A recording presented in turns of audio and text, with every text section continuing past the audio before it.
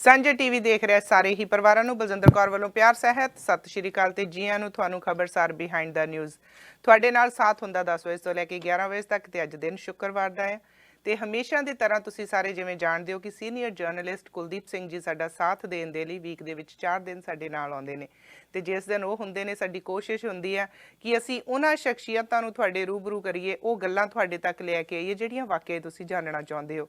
ਸੋ ਕੱਲ ਦੇ ਸ਼ੋਅ ਬਾਰੇ ਬਹੁਤ ਵਧੀਆ ਫੀਡਬੈਕ ਦਿੱਤੀ, ਬਹੁਤ ਸਾਰੀਆਂ ਕਾਲਸ ਆਈਆਂ, ਕਾਫੀ ਲੋਕਾਂ ਨੇ ਸਵਾਲ ਕੀਤੇ ਕਿ ਆਖਰ ਅਸੀਂ ਇਹ ਸ਼ੋਅ ਕਿਉਂ ਕੀਤਾ। ਪਰ ਕਹਿੰਦੇ ਮੀਡੀਆ 'ਚ ਜਦੋਂ ਤੁਸੀਂ ਹੁੰਦੇ ਆ ਤੁਹਾਡੇ ਤੇ ਕਿੰਤੂ ਪ੍ਰੰਤੂ ਵੀ ਹੁੰਦੀ ਆ, ਪਰ ਜੇ ਤੁਸੀਂ ਸੱਚ ਦੇ ਰਾਹ ਤੇ ਚੱਲਦੇ ਆ, ਜੇ ਤੁਸੀਂ ਆਪਣੇ ਰਾਹ ਤੇ ਚੱਲਦੇ ਆ, ਡੋਲਦੇ ਨਹੀਂ, ਕਿਸੇ ਨਾਲ ਪੱਖਪਾਤ ਨਹੀਂ ਕਰਦੇ, ਕਿਸੇ ਦਾ ਸਾਥ ਨਹੀਂ ਦਿੰਦੇ, ਗਲਤ ਨੂੰ ਗਲਤ ਕਹਿੰਦੇ ਆ, ਸਹੀ ਨੂੰ ਸਹੀ ਕਹਿੰਦੇ ਆ, ਤੇ ਫਿਰ ਕਹਿੰਦੇ ਇਹੋ ਜਿਹੀ ਪੱਤਰਕਾਰੀ ਕਰਨ ਦਾ ਸਵਾਦ ਵੀ ਆਉਂਦਾ ਆ। ਸੋ ਤੁਸੀਂ ਸਾਰਿਆਂ ਨੇ ਫੀਡਬੈਕ ਦਿੱਤੀ, ਥੈਂਕ ਯੂ ਵੈਰੀ ਮੱਚ ਤੇ ਜੀ ਆਇਆਂ ਕਰਦੇ ਅਸੀਂ ਕੁਲਦੀਪ ਸਿੰਘ ਹੋਣਾ ਨੂੰ।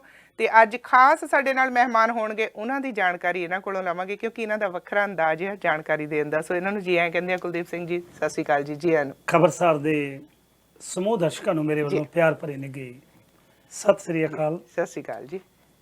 ਕਿਉਂਕਿ ਯਤਨ ਹੁੰਦਾ ਖਬਰਸਾਰ ਹੈ, ਖਬਰਸਾਰ ਦੇ ਵਿੱਚ ਕੋਈ ਐਸੀ ਖਬਰ ਲੈ ਕੇ ਆਈਏ।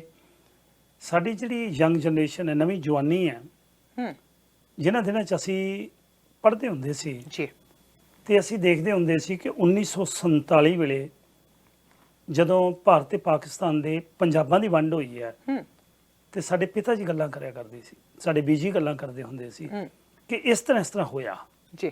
ਫਿਰ ਕਿਤਾਬਾਂ 'ਚ ਪੜ੍ਹਿਆ ਤੇ ਜੋ ਕੁਝ ਅਸੀਂ ਦੇਖਿਆ ਅੱਖਾਂ ਦੇ ਨਾਲ ਵੱਡੇ ਹੋਏ, ਜਵਾਨ ਹੋਏ, ਜਵਾਨ ਹੋਣ ਤੋਂ ਬਾਅਦ ਜਦੋਂ ਸੰਘਰਸ਼ਾਂ ਨੂੰ ਦੇਖਿਆ, ਬੜਾ ਨੇੜਿਓਂ ਤੱਕਿਆ ਜੀ, ਤੇ ਫਿਰ ਉਹਦੀਆਂ ਗੱਲਾਂ ਬਾਅਦ 'ਚ ਕਿਤਾਬਾਂ 'ਚ ਲਿਖੀਆਂ ਗਈਆਂ। ਪਰ ਜਿਹੜੀ ਅੱਜ ਦੀ ਯੰਗ ਪਨੀਰੀ ਹੈ, ਯੰਗ ਜਨਰੇਸ਼ਨ ਹੈ, ਉਹ ਉਹਨਾਂ ਕਿਤਾਬਾਂ 'ਚ ਪੜ੍ਹ ਕੇ ਦੇਖਦੀ ਹੈ ਕਿ ਕੌਣ ਸੀ ਬਾਬਾ ਜਰਨੈਲ ਸਿੰਘ ਭਿੰਡਰਾਂਵਾਲਾ, ਕੌਣ ਸੀ ਉਹ ਲੋਕ, ਇੰਦਰਾ ਗਾਂਧੀ ਕੋਈ ਭਾਰਤ ਦੀ ਪ੍ਰਧਾਨ ਮੰਤਰੀ ਰਹੀ ਹੈ, ਉਹ ਕਿਉਂ ਖਤਮ ਹੋਏ, ਇਹ ਮੂਵਮੈਂਟਾਂ ਕਿਉਂ ਹੋਈਆਂ, ਦਰਬਾਰ ਸਾਹਿਬ ਨੂੰ ਸੱਚੀ ਮੁੱਚੀ ਸਰਕਾਰ ਨੇ ਢਹਿ ਕਰ ਦਿੱਤਾ, ਅਕਾਲ ਤਖਤ ਛਲਣੀ ਛਲਣੀ ਕਰ ਦਿੱਤਾ। ਇਹ ਸਾਡੇ ਬੱਚੇ ਅੱਜ ਪੁੱਛਦੇ ਨੇ ਜੀ। ਬਿਲਕੁਲ ਕਾਰਨ ਕੀ ਬੜੇ ਸੀ, ਸਵਾਲ ਆ, ਕਾਰਨ ਕੀ ਸੀ। ਇਹ ਸਾਰਾ ਕੁਝ ਜਾਣਨ ਦੇ ਲਈ ਅੱਜ ਇੱਕ ਐਸੀ ਸ਼ਖਸੀਅਤ ਨਾਲ ਤੁਹਾਡੀ ਮੁਲਾਕਾਤ ਕਰਾਉਣ ਜਾ ਰਹੇ ਹਾਂ ਜਿਨ੍ਹਾਂ ਨੇ, ਜੇ ਮੈਂ ਕਹਾਂ ਕਿ 1984 ਦੇ ਵਿੱਚ ਜਦੋਂ ਦਰਬਾਰ ਸਾਹਿਬ ਤੇ ਤਕਰੀਬਨ 38 ਹੋਰ ਗੁਰਦੁਆਰੇ ਨੇ ਜਿਨ੍ਹਾਂ ਤੇ ਉਸ ਵੇਲੇ ਦੀ ਸਰਕਾਰ ਵੱਲੋਂ ਹਮਲਾ ਕੀਤਾ ਜਾਂਦਾ, ਗੁਰਦੁਆਰਿਆਂ ਨੂੰ ਢਹਿ ਕਰਨ ਦੇ ਨਾਲ ਜਿਹੜੇ ਨੌਜਵਾਨ ਉੱਥੇ ਵਿੱਚ ਬੈਠੇ ਸੀ ਉਹਨਾਂ ਨੂੰ ਗ੍ਰਿਫਤਾਰ ਕੀਤਾ ਜਾਂਦਾ। ਗ੍ਰਿਫਤਾਰ ਕਰਕੇ ਬਹੁਤੇ ਜੋਧਪੁਰ ਦੀਆਂ ਜੇਲ੍ਹਾਂ 'ਚ, ਹੋਰ ਅਲੱਗ-ਅਲੱਗ ਜੇਲ੍ਹਾਂ 'ਚ ਭੇਜੇ ਗਏ। ਬਹੁਤਿਆਂ ਨਾਲ ਮੁਲਾਕਾਤਾਂ ਕੀਤੀਆਂ, ਮਿਲੇ, ਇੰਟਰਵਿਊਆਂ ਹੋਈਆਂ ਨਾ 20 ਸਾਲਾਂ 'ਚ ਜੀ। ਬੜਾ ਕੁਝ ਸਿੱਖਣ ਨੂੰ ਮਿਲਿਆ, ਬਹੁਤ ਕੁਝ ਸਿੱਖਣ ਨੂੰ ਮਿਲਿਆ।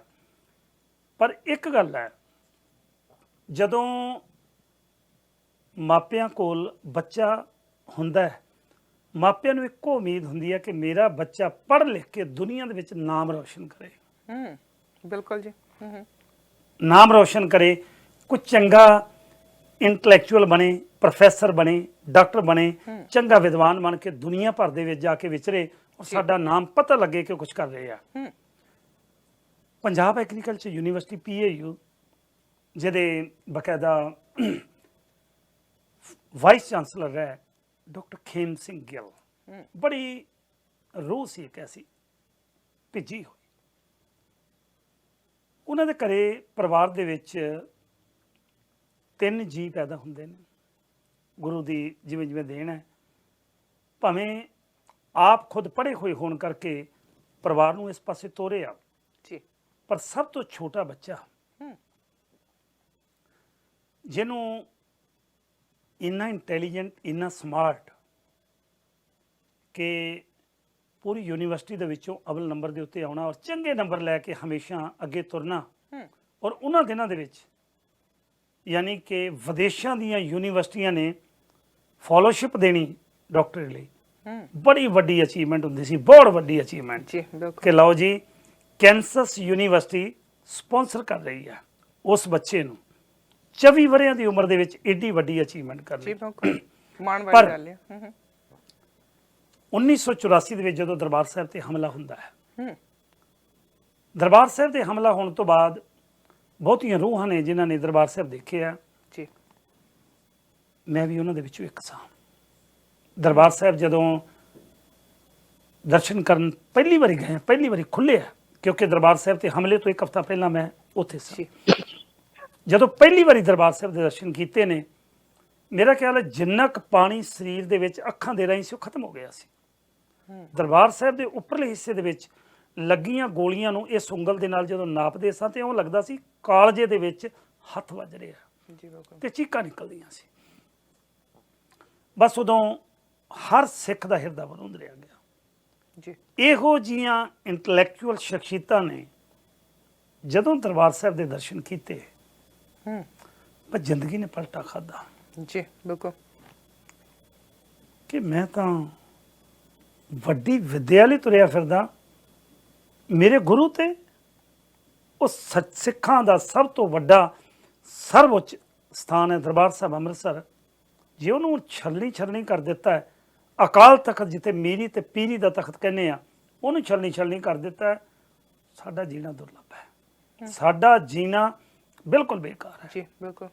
ਔਰ ਉਸ ਵੇਲੇ ਮੂਮੈਂਟ ਦੇ ਵਿੱਚ ਕੁੱਦਣ ਦੇ ਵਿੱਚ ਇੱਕ ਨਹੀਂ ਬਲਕਿ ਜੇ ਮੈਂ ਕੁਝ ਕੁ ਨਾਮ ਲਵਾਂ ਤੇ ਉਹਨਾਂ ਨਾਮਾਂ ਦੇ ਵਿੱਚ ਜਿਹੜੇ ਨੌਜਵਾਨ ਸਨ, ਦਲਜੀਤ ਸਿੰਘ ਬਿੱਟੂ, ਪ੍ਰੋਫੈਸਰ ਰਜਿੰਦਰ ਸਿੰਘ ਬੁਲਾਰਾ ਦਾ ਆਪਾਂ ਜ਼ਿਕਰ ਕੀਤਾ ਜੀ ਨਾਲ ਦੀ ਨਾਲ ਰਣਜੀਤ ਸਿੰਘ ਕੁੱਕੀ, ਕਿਉਂਕਿ ਉਸ ਵੇਲੇ ਦੀ ਮੂਵਮੈਂਟ ਦੇ ਵਿੱਚ ਸਭ ਤੋਂ ਵੱਧ ਪੜ੍ਹੇ ਲਿਖੇ ਔਰ ਸਭ ਤੋਂ ਵੱਧ ਸਮਾਰਟ, ਇੰਟੈਲੀਜੈਂਟ ਇਹ ਜਿਹੜੇ ਨੌਜਵਾਨ ਸਨ, ਪ੍ਰੋਫੈਸਰ ਭੁੱਲਰ ਵਰਗੇ, ਇਹਨਾਂ ਸਾਰਿਆਂ ਦੇ ਮਨ ਦੇ ਵਿੱਚ ਆਇਆ ਵੀ ਜੇ ਸਾਡੇ ਦਰਬਾਰ ਸਾਹਿਬ ਤੇ ਹਮਲਾ ਕਰਕੇ ਇਸ ਤਰ੍ਹਾਂ ਸਰਕਾਰਾਂ ਨੇ ਕਰ ਦਿੱਤਾ, ਸਾਨੂੰ ਇੱਕ ਬ੍ਰੇਨ ਹੈ, ਇੱਕ ਸੁਲਝੇ ਹੋਏ ਦਿਮਾਗ ਨੇ, ਸਾਨੂੰ ਕੁਝ ਨਾ ਕੁਝ ਕਰਨਾ ਚਾਹੀਦਾ ਹੈ। ਹੁੰਦਾ ਕੀ ਹੈ ਕਿ ਮੂਵਮੈਂਟ ਵੱਲ ਨੂੰ ਤੁਰ ਪੈਂਦੇ ਆ, ਜੀ ਦੇਖਦੇ ਨੇ ਕਿ ਦਰਬਾਰ ਸਾਹਿਬ ਤੇ ਹਮਲਾ ਕਰਨ ਲਈ ਸਭ ਤੋਂ ਵੱਡਾ ਹੁਕਮ ਕਿਹਨੇ ਦਿੱਤਾ ਹੈ? ਉਸ ਵੇਲੇ ਦੀ ਪ੍ਰਧਾਨ ਮੰਤਰੀ ਨੇ। ਸਤਵੰਤ ਸਿੰਘ ਤੇ ਬੇਅੰਤ ਸਿੰਘ ਨੇ PhD ਨਹੀਂ ਸੀ ਕੀਤੀ ਹੋਈ, ਬਹੁਤੇ ਪੜ੍ਹੇ ਲਿਖੇ ਨਹੀਂ ਸਨ, ਪਰ ਦਰਬਾਰ ਸਾਹਿਬ ਦੇ ਦਰਸ਼ਨ ਕਰਨ ਤੋਂ ਬਾਅਦ ਮਨ ਦੇ ਵਿੱਚ ਆ ਗਿਆ ਦੇਸ਼ ਦੇ ਪ੍ਰਧਾਨ ਮੰਤਰੀ ਖਤਮ ਕਰ ਦਿੱਤੇ। ਬਾਅਦ ਚ ਨੰਬਰ ਆਇਆ ਕਿ general Vaidya chief of the army staff ਸੀ, ਇਸ ਬੰਦੇ ਨੇ ਫੌਜ ਚੜਾਈ ਸੀ। ਤੇ ਉਸ ਤੋਂ ਬਾਅਦ ਹਰਜਿੰਦਰ ਸਿੰਘ ਜੰਦਾ ਤੇ ਸੁਖਦੇਵ ਸਿੰਘ ਸੁੱਖਾ ਜੀ ਕਿੱਡੇ ਕੁ ਪੜ੍ਹੇ ਲਿਖੇ PhD ਸਨ, ਪਰ ਅੰਦਰ ਪਿਆਰ ਸੀ, ਸਤਿਕਾਰ ਸੀ, ਆਪਣੇ ਗੁਰੂ ਦਾ ਔਰ ਸਤਿਕਾਰ ਗੁਰੂ ਦਾ ਸੀ। ਮਨ ਦੇ ਵਿੱਚ ਭੈ ਸੀ। ਕਹਿੰਦੇ ਨੋ, ਦਰਬਾਰ ਸਾਹਿਬ ਨੂੰ ਸਾਡੇ ਨੂੰ ਢਹਿ ਕੀਤਾ, ਸਾਡੇ ਹਿਰਦੇ ਵੱਲ ਹੁੰਦੇ ਗਏ ਨੇ, ਸਾਡਾ ਜਿਉਣਾ ਕੋਈ ਫਾਇਦਾ ਨਹੀਂ। ਜੀ ਬਿਲਕੁਲ। ਇਸੇ ਤਰ੍ਹਾਂ ਰਣਜੀਤ ਸਿੰਘ ਕੁੱਕੀ ਤੇ ਸੁਖਵਿੰਦਰ ਸਿੰਘ ਸੁੱਖੀ ਤੇ ਕੁੱਕੀ ਦੀ ਜੋੜੀ ਬੜੀ ਮਸ਼ਹੂਰ ਹੋਈ ਹੈ। ਉਹਨਾਂ ਦਿਨਾਂ ਦੇ ਵਿੱਚ ਨਾਂ ਸੀ।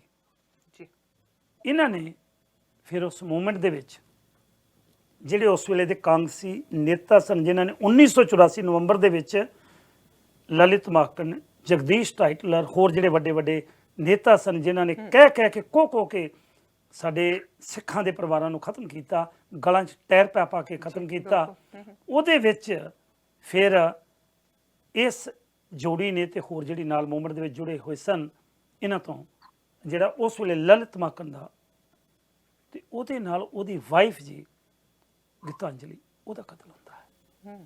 ਤੇ ਨਾਲ ਦੀ ਨਾਲ ਜੇ ਮੈਂ ਗੱਲਬਾਤ ਕਰਾਂ, ਅਰਜਨ ਦਾਸ ਤੇ ਹੋਰ ਜਿਹੜੇ ਸਨ, ਉਹਨਾਂ ਦਾ ਕਤਲ ਹੁੰਦਾ ਹੈ।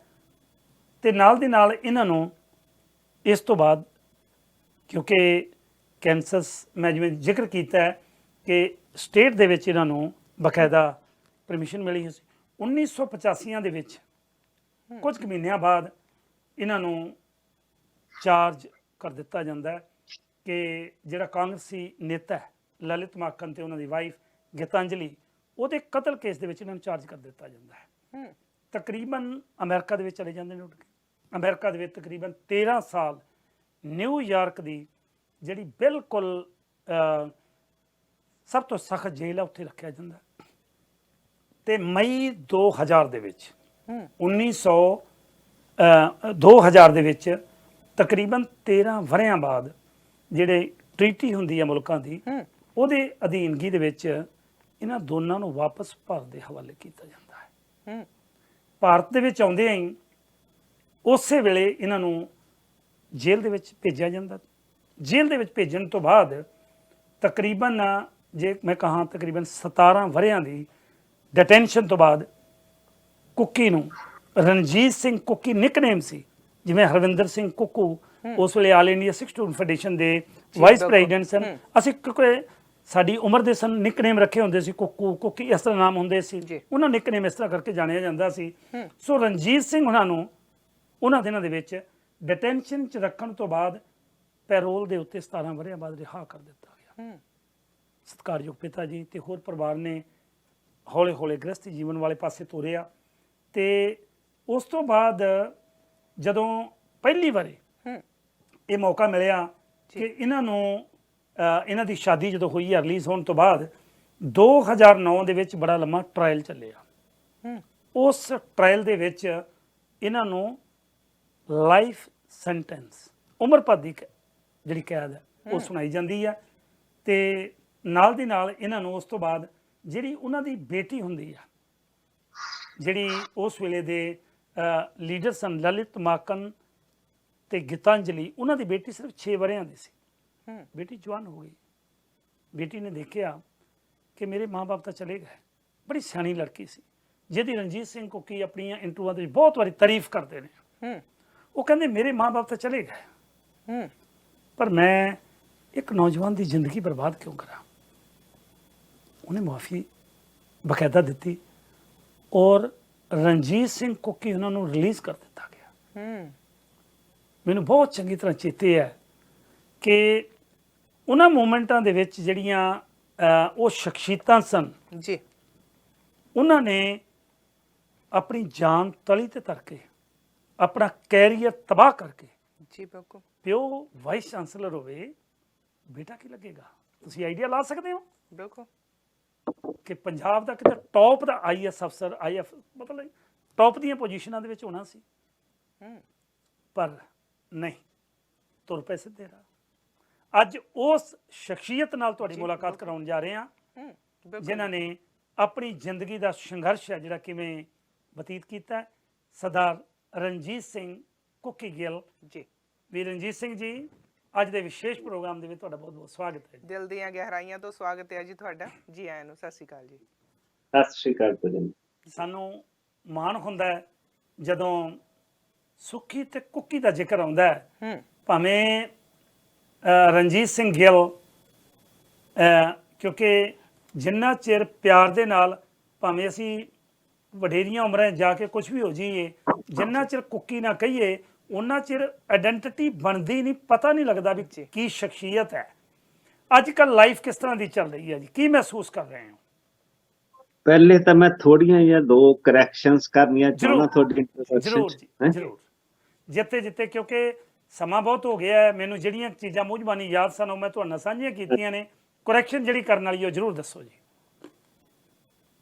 ਇੱਕ ਤਾਂ ਜਿਹੜਾ ਅਮਰੀਕਾ ਤੋਂ ਮੇਰੀ ਐਕਸਟ੍ਰੈਡੀਸ਼ਨ ਹੋਈ ਸੀਗੀ ਜੀ, ਉਹਦੇ ਚ ਮੈਂ 3 ਵਾਰੀ ਕੇਸ ਜਿੱਤਿਆ। ਅੱਛਾ ਜੀ। ਇੰਡੀਆ ਗਵਰਨਮੈਂਟ ਐਕਸਟ੍ਰੈਡੀਸ਼ਨ ਹਾਰਦੀ ਰਹੀ ਹੈ ਜੀ। ਓਕੇ। ਤੇ ਉਸ ਕਰਕੇ ਜਦੋਂ ਲਾਸਟ ਵਾਰੀ ਗਵਰਨਮੈਂਟ ਹਾਰੀ ਹੈ 2000, ਹਾਂਜੀ, ਇਹਨੂੰ ਇੱਥੇ ਠੀਕ ਸੀ ਬਿਲਕੁਲ। ਹਾਂਜੀ ਜੀ। ਮੈਨੂੰ 14 ਸਾਲ ਦੇ ਕਰੀਬ ਟਾਈਮ ਹੋ ਗਿਆ ਸੀਗਾ ਨਿਊਯਾਰਕ ਜੇਲ੍ਹ ਚ। ਜੀ। ਤਾਂ ਫਿਰ ਮੈਂ ਲਿਖ ਕੇ ਦਿੱਤਾ ਸੀ, ਮੇਰੇ ਕੋਲੇ ਆਪਸ਼ਨ ਸੀਗੀ to get asylum and refugee status. ਜੀ। ਅੱਛਾ। ਹਾਂਜੀ, ਮੈਂ ਓਨਲੀ ਕੇਸ ਹੈਗਾ ਇਹਨਾਂ ਦੀ ਹਿਸਟਰੀ ਚ, ਜਿਵੇਂ ਆਪਣੇ ਸਿੱਖਾਂ ਚ ਵੀ ਲਾ ਲਓ, ਮੈਂ ਉਹ ਚੀਜ਼ ਡਿਨਾਈ ਕਰਤੀ ਸੀ। ਕੀ ਬਾਤ ਹੈ। For that US government asked, ਉਹਨਾਂ ਨੇ ਫਿਰ ਦੁਬਾਰਾ ਮੇਰੇ ਅਟਰਨੀਸ ਨੂੰ ਪੁੱਛਿਆ ਕਿ are you sure. State department ਦੀ ਚਿੱਠੀ ਵੀ ਹੈਗੀ ਆ ਉਹ, ਬਿਲਕੁਲ ਬਾਕੀ ਡਾਕੂਮੈਂਟਡ ਚੀਜ਼ ਆ ਉਹ। ਮੈਨੂੰ ਯਾਦ ਹੈ, ਮੈਂ ਭੁੱਲ ਗਿਆ। ਹਾਂਜੀ ਹਾਂਜੀ, ਅਸੀਂ ਸ਼ੋਰ ਸੀ। ਮੈਂ ਕਿਹਾ ਵੀ ਨਹੀਂ, ਮੈਂ ਤਾਂ ਵਾਪਸ ਹੀ ਜਾਣਾ for the love of Punjab and ਜੋ ਵੀ ਮੇਰਾ ਅਧੂਰਾ ਸੁਪਨਾ। ਉਸ ਕਰਕੇ ਉਹ ਬਕਾਇਦਾ ਲਿਖਿਆ ਹੋਇਆ ਹੈਗਾ। ਫਿਰ ਉਹ ਐਕਸਟ੍ਰੈਡੀਸ਼ਨ ਦਾ ਤਾਂ ਰਾਹ ਲਿਆ ਸੀ ਕਿ ਮੇਰੇ ਤੇ ਹੋਰ ਕੇਸ ਨਾ ਪਾ ਦੇਣ। ਮੇਰੇ ਤੇ ਹੋਰ ਵੀ ਕਾਫੀ ਕੇਸ ਸੀਗੇ ਜੀ ਜਿਹੜੇ ਪੰਜਾਬ ਤੇ ਇੰਡੀਆ 'ਚ ਪੈਂਡਿੰਗ ਸੀ। ਜੀ ਮੈਂ ਮਤਲਬ ਕਿ ਜਨਰਲ ਵੈਦਿਆ ਦੀ ਕੌਂਸਪੀਰੇਸੀ ਵਿੱਚ ਜਾਂ ਹੋਰ ਇਦਾਂ ਦੇ ਕੇਸ ਸੀਗੇ ਜਿਹੜੇ ਕੇਸ ਹਜੇ ਪੈਂਡਿੰਗ ਸੀਗੇ। ਜੀ ਉਸ ਕਰਕੇ ਐਕਸਟ੍ਰੈਡੀਸ਼ਨ ਜਿਹੜੀ ਉਹ ਬਾਰ ਕਰਦੀ ਆ ਕਿ ਜਿਹੜੇ ਕੇਸ 'ਚ ਐਕਸਟ੍ਰੈਡੀਸ਼ਨ ਹੋਈ ਆ ਉਹੀ ਕੇਸ ਚੱਲੂਗਾ। ਅੱਛਾ ਤਾਂ ਜੀ ਐਕਸਟ੍ਰੈਡੀਸ਼ਨ ਲਈ ਸੀ, ਨਹੀਂ ਤਾਂ ਮੈਂ ਡਿਪੋਰਟੇਸ਼ਨ ਲੈ ਲੈਣੀ ਸੀ, ਡੈਪੋਟੇਸ਼ਨ। ਜੀ ਅੱਛਾ ਤੁਹਾਨੂੰ ਪਰ ਮੈਂ ਅਸਾਈਲਮ ਨੂੰ ਛੱਡਤਾ, ਰਿਫਿਊਜੀ ਸਟੇਟਸ ਕਲੇਮ ਨੂੰ ਛੱਡਤਾ।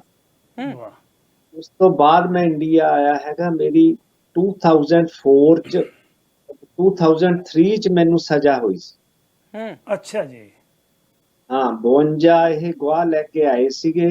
ਇਹਨਾਂ ਕੋਲੇ ਕੋਈ ਗਵਾਹ ਵੀ ਮੇਰੇ ਉਲਟ ਨਹੀਂ ਭੁਗਤਿਆ, ਸਾਰੇ ਗਵਰਨਮੈਂਟ ਦੇ ਉਲਟ ਗਏ ਨੇ।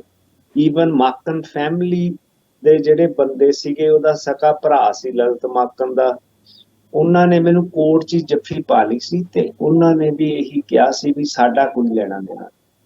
ਵਾਹ ਜੀ ਜਿਹੜੇ ਗਵਾਹ ਸੀ, ਡਿਸਪਾਈਟ ਦੈਟ ਜੱਜ ਨੇ ਮੈਨੂੰ ਸਜ਼ਾ ਦਿੱਤੀ ਸੀ ਲਾਈਫ ਸੈਂਟੈਂਸ ਦੀ। ਮੈਂ ਉੱਥੇ ਉਹਨਾਂ ਤੋਂ ਫਾਂਸੀ ਮੰਗੀ ਸੀ। ਇਹ ਵੀ ਡਾਕੂਮੈਂਟਡ ਚੀਜ਼ ਹੈ। ਮੈਂ ਸਪੀਚ ਦਿੱਤੀ ਸੀਗੀ 15-20 ਮਿੰਟ ਜਾਂ ਅੱਧਾ ਘੰਟਾ ਮੈਂ ਸਪੀਚ ਦਿੱਤੀ ਸੀ ਕੋਰਟ 'ਚ ਅੱਛਾ ਜੀ ਕਿ ਕਿਉਂ ਇਸ ਸੰਘਰਸ਼ 'ਚ ਆਏ ਆ, ਕੀ ਗਵਰਨਮੈਂਟ ਨੇ ਕੀਤਾ ਹੈਗਾ। ਉਹ ਫਰੰਟ ਲਾਈਨ ਉਸ ਟਾਈਮ ਦੇ ਮੈਗਜ਼ੀਨ 'ਚ ਉਹ ਖਬਰ ਸਰਬਜੀਤ ਕੌਰ ਨੇ ਲਾਈ ਵੀ ਸੀ। ਬਿਲਕੁਲ ਉਸ ਤੋਂ ਬਾਅਦ ਮੇਰੀ 2004 ਚ ਪਹਿਲੀ ਵਾਰੀ ਅੰਟਰਮ ਬੇਲ ਹੋਈ ਸੀ। ਪਰੋਲ ਨਹੀਂ ਮੈਨੂੰ ਕਦੀ ਦਿੱਤੀ, ਨਾ ਪੱਕੀ ਜ਼ਮਾਨਤ ਦਿੱਤੀ ਆ, ਕੱਚੀ ਜ਼ਮਾਨਤ ਰਹੀ ਸੀ। ਉਹਦੇ ਚ ਮੇਰੇ ਤੇ ਰੈਸਟ੍ਰਿਕਸ਼ਨ ਸੀਗੀਆਂ ਕਿ ਮੈਂ ਲੁਧਿਆਣਾ ਨਹੀਂ ਛੱਡ ਸਕਦਾ। 2 ਵਾਰੀ ਹਫ਼ਤੇ ਚ ਮੈਂ ਥਾਣੇ ਮਤਲਬ ਥਾਣੇ ਜਾ ਕੇ ਹਾਜ਼ਰੀ ਲਵਾਉਂਗਾ ਤੇ ਇਸ ਤਰ੍ਹਾਂ ਦੀਆਂ ਮੇਰੇ ਤੇ ਰੈਸਟ੍ਰਿਕਸ਼ਨ ਸੀਗੀਆਂ। ਮੈਂ ਈਵਨ ਦਰਬਾਰ ਸਾਹਿਬ ਲਈ ਮੈਂ ਇਜਾਜ਼ਤ ਮੰਗੀ ਸੀ, ਇਹਨਾਂ ਨੇ ਦਿੱਤੀ ਨਹੀਂ। ਪਿੰਡ ਜਾਣਾ ਸੀ, ਪਿੰਡ ਦੀ ਇਜਾਜ਼ਤ ਨਹੀਂ ਦਿੱਤੀ ਜੀ ਉਸ ਤੋਂ ਬਾਅਦ 2004 ਚ ਹੀ ਮੈਨੂੰ ਅਵੰਤਿਕਾ ਮਾਕਨ ਮਿਲੀ ਸੀ। ਉਹਨਾਂ ਮੇਰੀ ਮੀਟਿੰਗ ਹੋਈ ਸੀ, ਪਹਿਲੀ ਕਿਸੇ ਪੱਤਰਕਾਰ ਨੇ ਕਰਾਈ ਸੀ। ਅੱਛਾ ਉਹਦੇ ਵਿੱਚ ਸਾਡਾ ਕਿਸੇ ਤਰ੍ਹਾਂ ਦਾ ਵੀ ਕੋਈ ਮਾਫੀਨਾਮਾ ਡਿਸਕਸ ਨਹੀਂ ਹੋਇਆ। Nor do I ask for her forgiveness. ਜੀ ਨਾ ਮੈਨੂੰ ਇਦਾਂ ਦਾ ਪਛਤਾਵਾ ਹੈਗਾ ਕਿ ਮੇਰੇ ਤੇ ਆਹ ਕੇਸ ਹੈਗਾ। ਜੀ ਇਸ ਗੱਲ ਨੂੰ ਉਹ ਐਗਰੀ ਕੀਤੀ ਸੀ, ਉਹਨੇ ਅਖਬਾਰਾਂ 'ਚ ਵੀ ਸਟੇਟਮੈਂਟ ਦਿੱਤੀ ਸੀ। ਮੇਰੇ ਕੋਲੇ ਹਜੇ ਵੀ ਮੇਰੇ ਨਾਲ ਉਹਦੇ ਬਹੁਤ ਚੰਗੇ ਸਬੰਧ ਨੇ। ਉਹਨੇ ਫਿਰ ਮੈਨੂੰ ਪਲੈਜ ਕੀਤਾ ਸੀ ਵੀ ਮੈਂ ਤੇਰੀ ਸਪੋਰਟ ਕਰੂੰਗੀ ਵਟ ਐਵਰ ਇਟ ਟੇਕਸ।